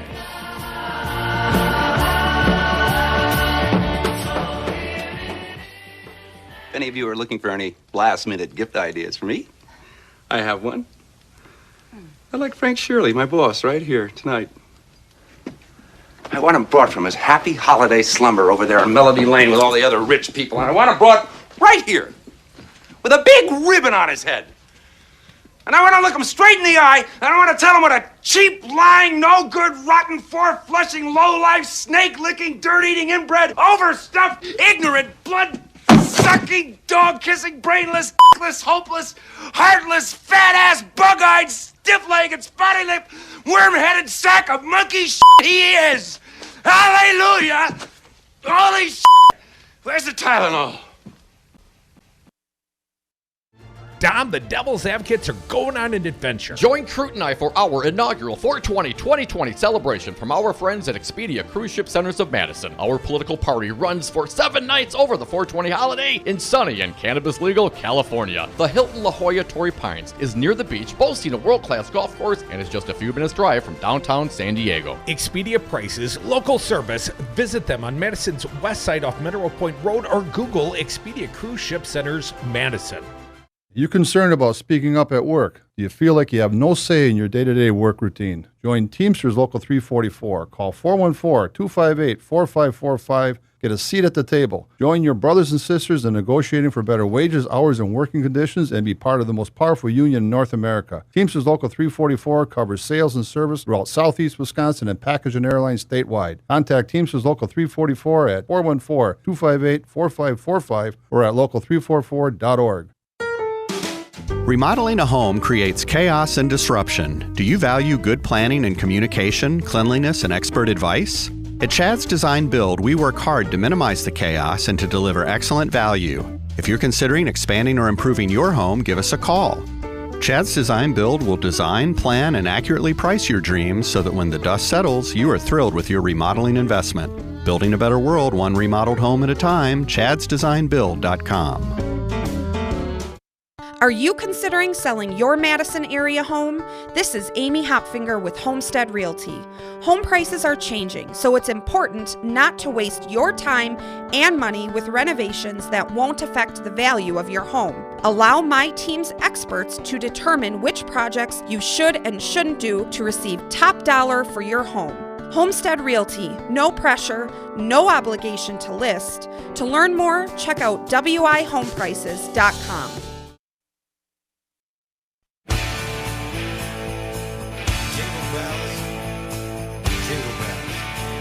The Devil's Advocates, the fix for political junkies everywhere.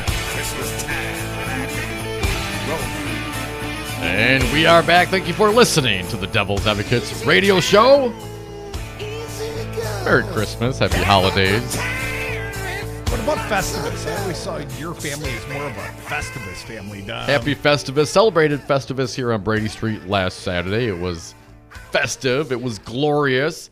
It was the Roman Coin's 53rd anniversary. We had Terry's birthday this week. It's been a fun week. If you got something to say, though, this is your last opportunity today at 844-967-2789. Dominic, the Festivus Fall, it is up at the Wisconsin State Capitol, and it has a sign. It says, Happy Festivus, and then it has the origins of Festivus You remember George Costanza's old man. Many Christmases ago, I went to buy a doll for my son. I reached for the last one they had, but so did another man. As rain blows down upon him, I realized there had to be another way. And then here's the interesting part, Dom. They've got this Wisconsin-made poll has a very high strength-to-weight ratio, feats of strength and all that kind of stuff. And then grievances, they've actually got a phone line. You can text your grievances, and it's not 844-967-2789, but maybe it should be. The Festivus poll, it's up at the Capitol. Go celebrate. That is glorious. Happy Festivus, everyone. We've got at least one caller. Oh, by the way, I crashed my car today. Oh. Lady T-boned me on Odana Road on the west side of Madison. What'd you do? Her fault. Oh, did you deserve it? Probably. I had young Luke, my luncheon companion today. I took him to lunch, and the driver was going right at his door, and I sped up, and she got us in the back corner panel. But otherwise, it would have been T-Bone and Luke. Well, thankfully, everyone was okay. Sore. I think I got some soft tissue injuries. I think it's broken. Lawyers. We know some fine lawyers, Tom. I might have to call them up. Let's get one last caller for this fine show. Susan from Madison, you're up. Welcome to the big show. Dom, welcome her to the big show. Hey, Susan. Welcome to the big show. Hi. Thank you very much. I have one comment. You had a caller earlier regarding Amy Klobuchar and her way she was speaking. I think to all the progressive men out there, please remember that female voices are rising, and not every man's voice sounds wonderful, and they're not all articulate sometimes, and they get nervous. So really be kind to the women, because, we're really important in the fight, and they shouldn't say those things on the radio. I'm sorry. Don't like that. Susan, I appreciate that, but men's voices can be not pleasant as well. I mean, should we not be speaking about anyone's pronunciations or deliveries? Especially crudies. I think if you're looking for substance, that's one thing. For me, during the debate, I think Amy Klobuchar is actually a very strong, intelligent woman. I think she's done a lot of things, and most men, when they're up on the stage, what do they say? I've done this, I've done that, I've been in charge of this, I've been in charge of that. So I'm just saying that I think it cuts a lot of ways, and I just feel, as a female, and I want to see more females in office, that when you're a progressive person, if you have something to be upset about Amy's, it might be, you could say, I don't agree with her on this policy, but you have to talk about her voice. Susan, appreciate your call. Remember, it's not a happy Merry Christmas to me. It's Merry Christmas to us. Feel the bird. Have a great holiday. We'll be back next Thursday. I got a lot of problems with you people. Now, you're going to hear about it. You'll shoot your eye out, kid. Crudy, January 14th is the last Democratic presidential debate before the voters' caucus in Iowa. I think it's time for a road trip. Dominic and the Devil's Advocates will take our audience to Iowa for the Drake University Des Moines Register CNN debate pregame, and then broadcast the debate live on Talk 92.7 FM Madison and Talk 101.7 FM Milwaukee. January 14th, the Devil's Advocates at the Dem presidential debate. Tune in. Tune in to Wisconsin's Political Talk on Talk 92.7. Weekdays, hear the Earl Ingram Show from 6 to 8 a.m. Next, it's Stephanie Miller from 8 to 11. From 11 till 2, the Tom Hartman Program. At 2 o'clock, it's Matt Flynn Direct. From 3 to 6, the Devil's Advocates. And at 6, it's Busted Pencils, Brandy Grayson, and Maggie Dawn. Wisconsin's Political Talk. Listen online at talk927fm.com. You are listening to WTTN 1580 AM Columbus and W224EG 92.7 FM Madison. Always streaming at Talk 92.7 FM.